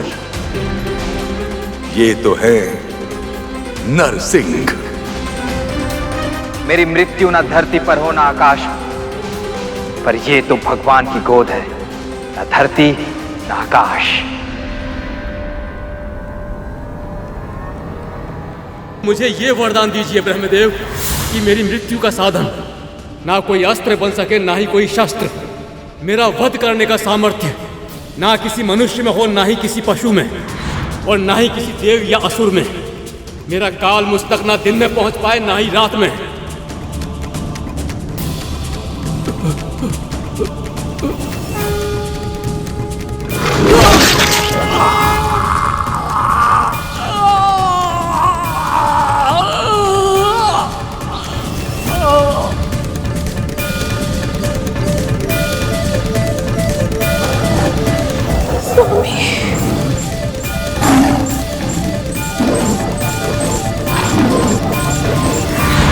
मेरी मृत्यु ना तो किसी अस्त्र से हो पाए ना किसी शस्त्र से, पर सिंहनख ना तो अस्त्र है ना शस्त्र।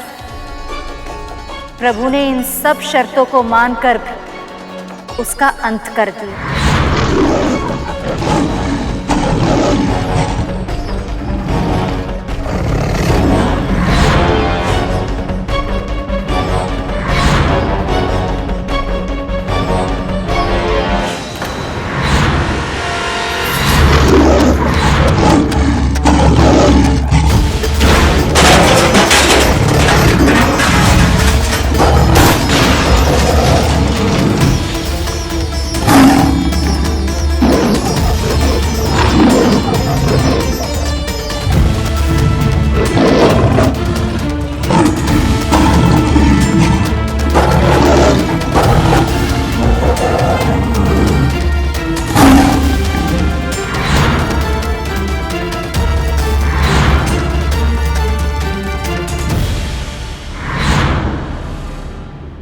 पुत्र, अचानक क्या हो गया तुम्हें?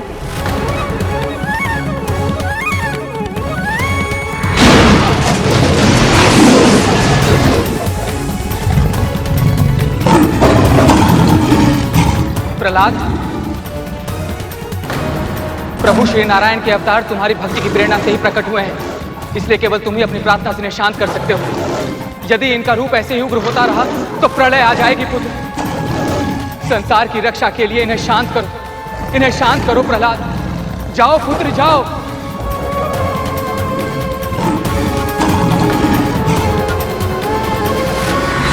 पुत्र, शांत हो जाओ पुत्र, आवेश में मत आओ पुत्र। ऐसा लग रहा है जैसे इसे मेरे शब्द सुनाई नहीं दे रहे। अपने ही अवचेतन में खो गया है ये। अपने भीतर प्रभु श्री नारायण के क्रोध को अनुभव कर रहा है ये।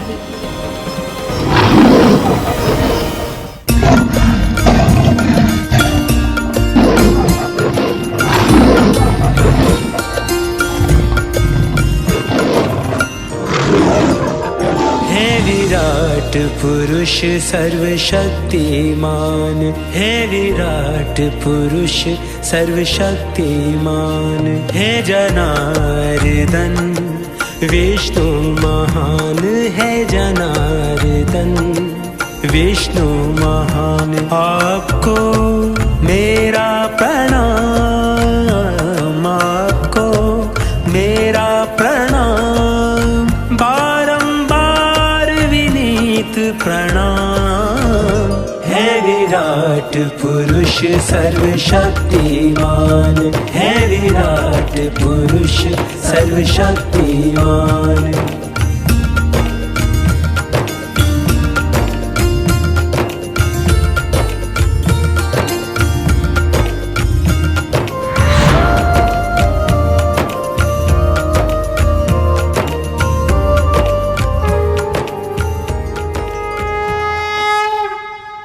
माँ, मैंने आज तक बस भक्ति की थी।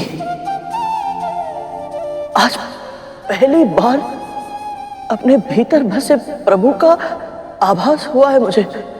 प्रभु का वाहन बन पाने की तुम्हारी यात्रा में ये सबसे महत्वपूर्ण पड़ाव था पुत्र। अब जब भी तुम प्रभु को लेकर उड़ोगे, उनके मन की बात उनके कहे बिना ही समझ पाओगे। प्रभु जब शांत हुए तब उन्होंने क्या कहा माँ? प्रहलाद से उनके मिलन के बारे में बताइए ना माँ। आपके दर्शन पाकर मैं धन्य हो गया प्रभु। असुर सम्राट प्रहलाद की जय। असुर सम्राट प्रहलाद की जय। असुर सम्राट प्रहलाद की जय। सम्राट प्रहलाद की जय। सम्राट प्रहलाद की जय। सम्राट प्रहलाद की जय।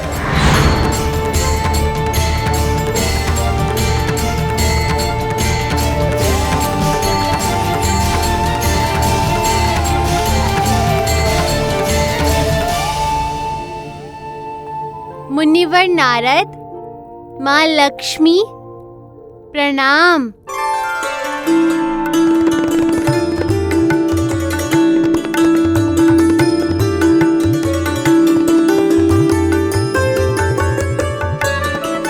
देवी, आंसू पोछिए, ये तो सत्य के आभास का अवसर है।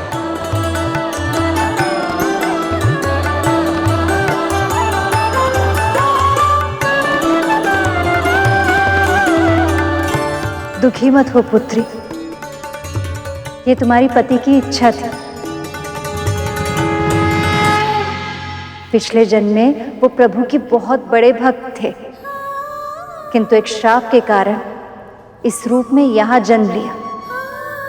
शीघ्र ही उन्हें प्रभु के चरणों में वैकुंठ लोक में स्थान मिलेगा, और ये सब केवल तुम्हारे पुत्र के कारण संभव हुआ है। उसके इस अतुलनीय भक्ति के कारण हुआ ये सब।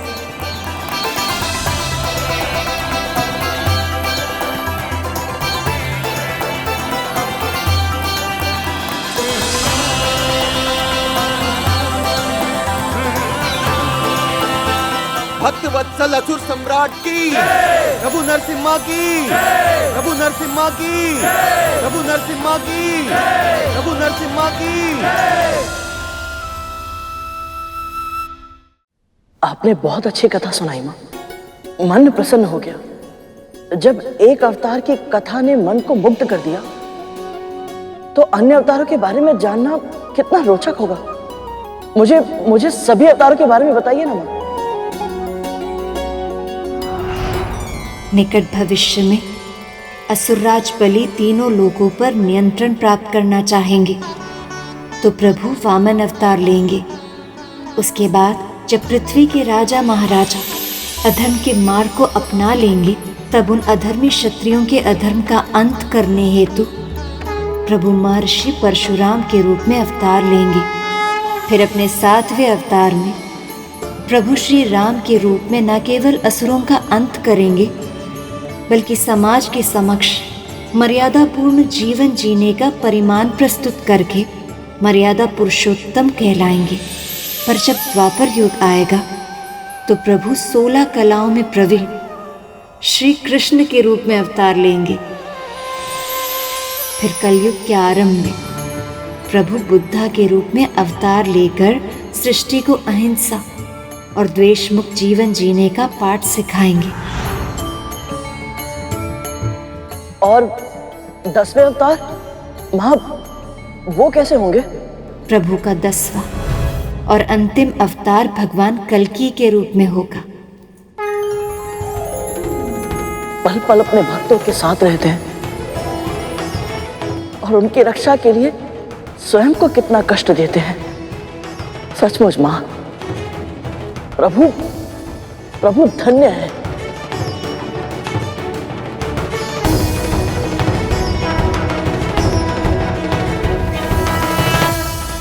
प्रभु कितना शुद्ध हृदय है गरुड़ का। हाँ मूषक जी, आपने सही कहा। गरुड़ का हृदय बिल्कुल शुद्ध एवं कोमल है। प्रभु, क्या अभी भी गरुड़ श्री विष्णु का वाहन बनने योग्य नहीं बना है?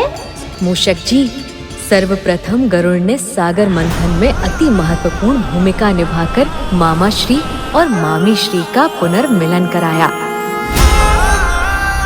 तत्पश्चात उसने अपनी माँ देवी विंता को अपनी ही बड़ी माँ देवी कद्रू के दास्ता से मुक्त कराकर सृष्टि का सर्वश्रेष्ठ मातृ भक्त कहलाया।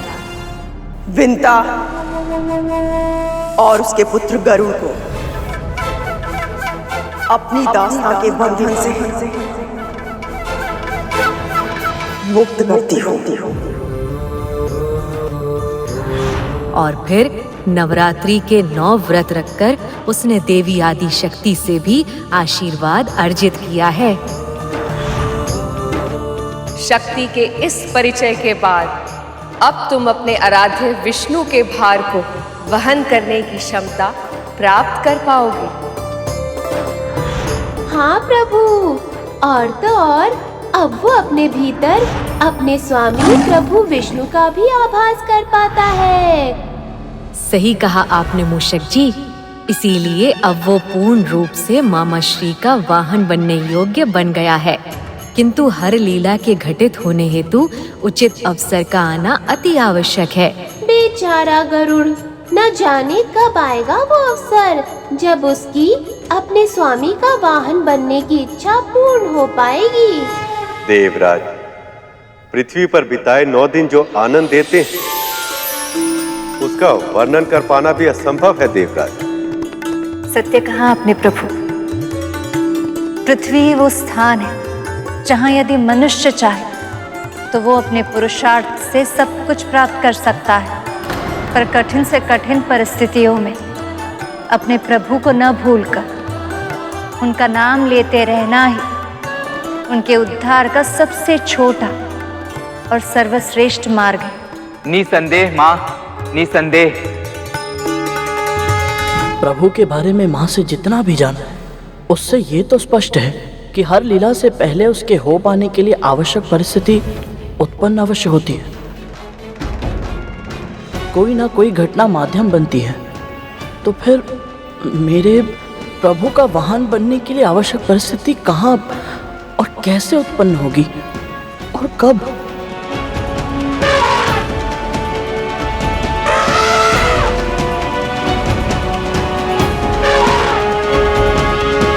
जल में पिताजी, जल से मुझे भय लगता है। हाँ, मुझे भी। भगवान की बनाई हुई सृष्टि में भय का कोई कारण ही नहीं है पुत्रों। देखो मुझे।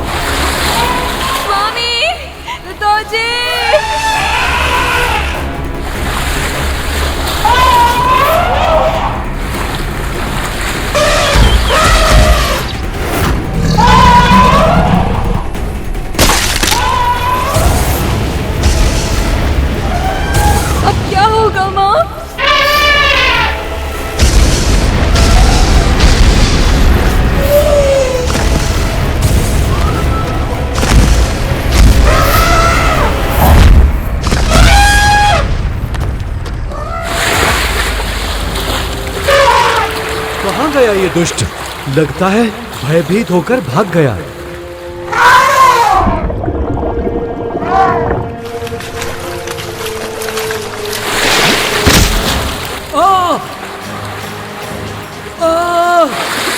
स्वामी पिताजी!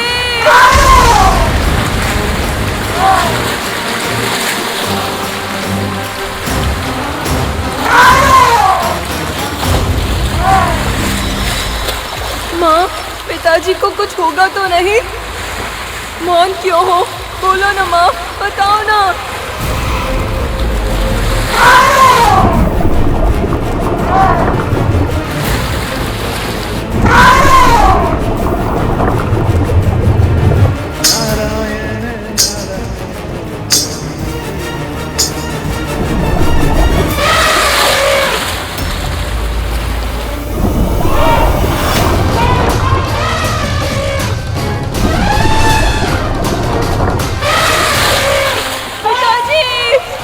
ये हाथी सहायता के लिए क्यों नहीं पुकार रहा है प्रभु को?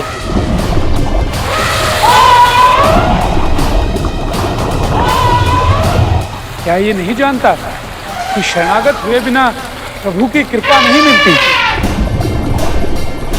ये मुझे बहुत गहराई तक ले आया है। शीघ्र ही कुछ करना होगा।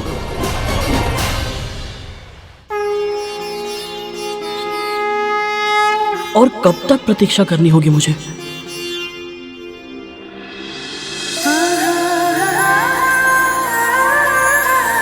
महारानी ने हमारे साथ जो कुछ भी किया उसके बाद भी आपका चित्त इतना प्रसन्न कैसे? चित्त चंचल होता है गरुड़, अपनी वर्तमान परिस्थिति से कभी संतुष्ट नहीं होता।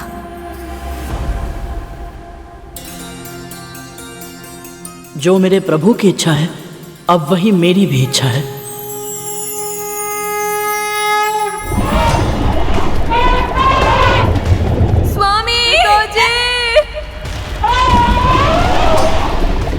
अब जल में संतुलन बनाना कठिन हो रहा है।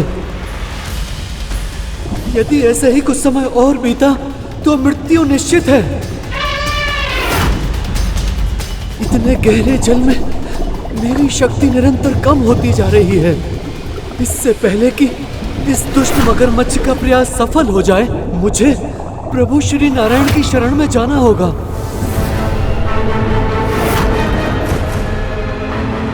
हे प्रभु, आप ही से ये सृष्टि है, आप ही इसके पालनहार हैं। मेरे परिवार को मेरी आवश्यकता है प्रभु। स्वामी आप सर्वशक्तिमान हैं, मेरी गुहार सुन लीजिए।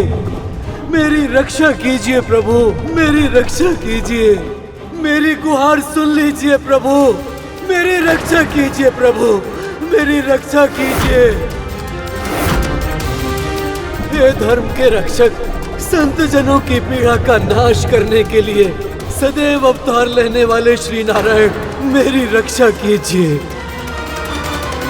मैं आपकी शरण में हूँ प्रभु, आपको मेरी रक्षा करनी ही होगी। रक्षा कीजिए प्रभु, रक्षा कीजिए। रक्षा कीजिए प्रभु, रक्षा कीजिए। रक्षा कीजिए प्रभु, रक्षा कीजिए। प्रभु, प्रतीत होता है कि वो अवसर आ गया जब गरुड़ अपने स्वामी प्रभु श्री विष्णु का वाहन बनकर अपनी और अपनी माता की इच्छा पूर्ण कर पाएगा और समस्त संसार में वंदनीय बन जाएगा। मामा श्री का वाहन बनना केवल उसकी इच्छा ही नहीं, अपितु उसके जीवन का लक्ष्य भी है। किंतु नियति में जो जो जब जब होना लिखा है वो तब तब ही होता है मूषक जी। और आप तो जानते ही हैं, मामा श्री की लीला तो कभी भी सरल नहीं होती। प्रभु, आपके वचनों से ऐसा प्रतीत होता है कि गरुड़ के मार्ग में पुनः कोई अड़चन आने को है।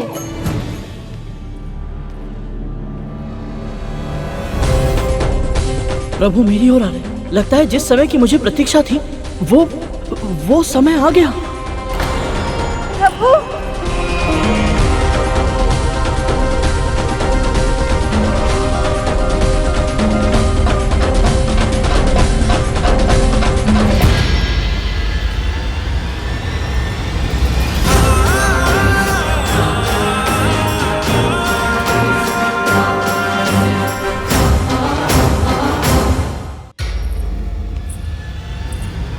इससे पहले कि मेरी सांसों की डोर टूट जाए, मेरी रक्षा कीजिए प्रभु। प्रभु आप अपने आप को कष्ट क्यों दे रहे हैं? अपने सेवक को सेवा का अवसर दीजिए। अब तो मुझे अपना वाहन बना लीजिए प्रभु।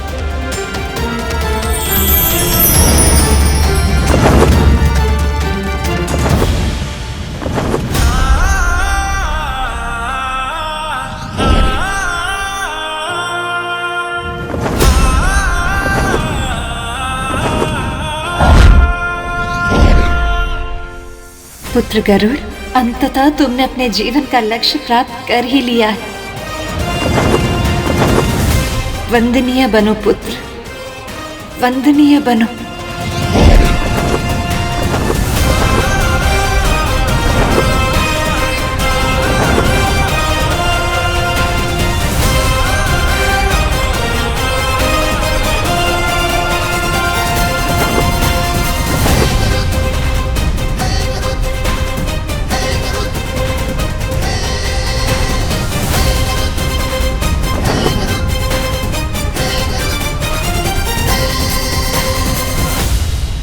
समय बीतता जा रहा है प्रभु, मेरी सांस उखड़ रही है। अपने भक्त के प्राण बचाइए प्रभु, रक्षा कीजिए।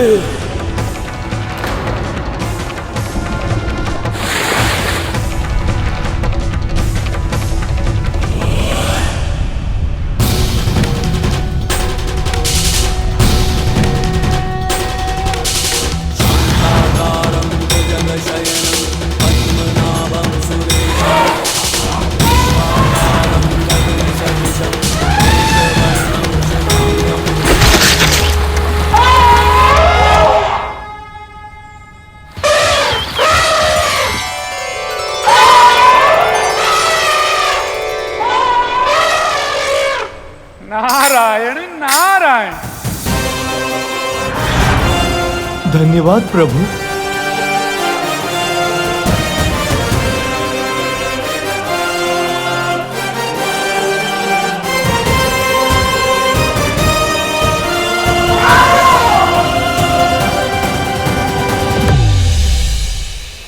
प्रभु, अंततः गरुड़ ने अपने जीवन का लक्ष्य प्राप्त कर ही लिया। वो श्री नारायण का वाहन बन ही गया। सही कहा आपने मूषक जी। अपने जीवन का लक्ष्य प्राप्त करने के साथ साथ गरुड़ समस्त सृष्टि में वंदनीय भी बन गया है। अनंत काल तक जब जब मामा श्री प्रभु विष्णु की पूजा की जाएगी, तब तब गरुड़ का भी वर्णन अवश्य किया जाएगा। और तो और मामा श्री के भविष्य के अन्य अवतारों में भी बुराई का अंत करने में वो उनका सहयोग करेगा और सदा अधर्मियों से धर्म की रक्षा कर सदा सदा के लिए कहलाएगा धर्म योद्धा गरुड़।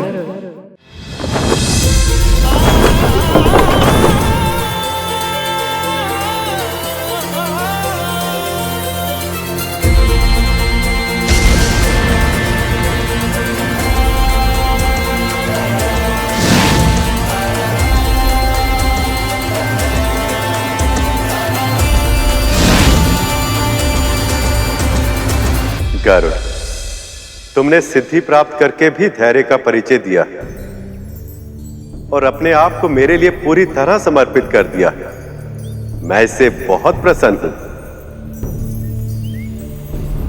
आपकी दया अथाह है प्रभु। मैं कृतज्ञ हूं मां लक्ष्मी का, भाई शेषनाग का, सभी देवी देवताओं का और सबसे अधिक मेरी मां विंता का, जिनके मार्गदर्शन और आशीर्वाद के बिना ये यात्रा करना मेरे लिए असंभव था।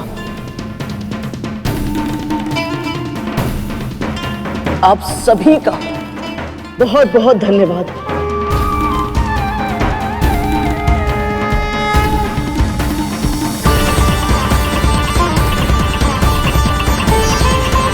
मां, प्रभु, आइए अपना आसन ग्रहण कर लीजिए।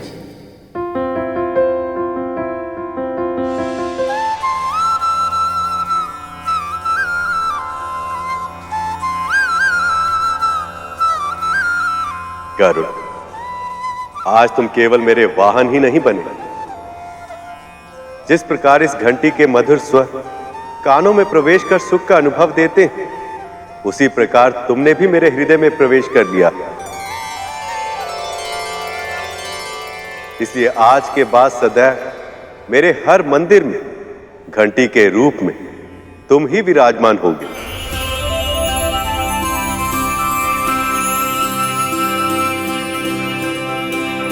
आपकी कृपा अनंत है प्रभु। तुम्हारी तरह जो भी भक्त अपने आप को पूरी तरह से मुझे समर्पित कर देगा, तो उसका कल्याण मैं सदैव करूंगा।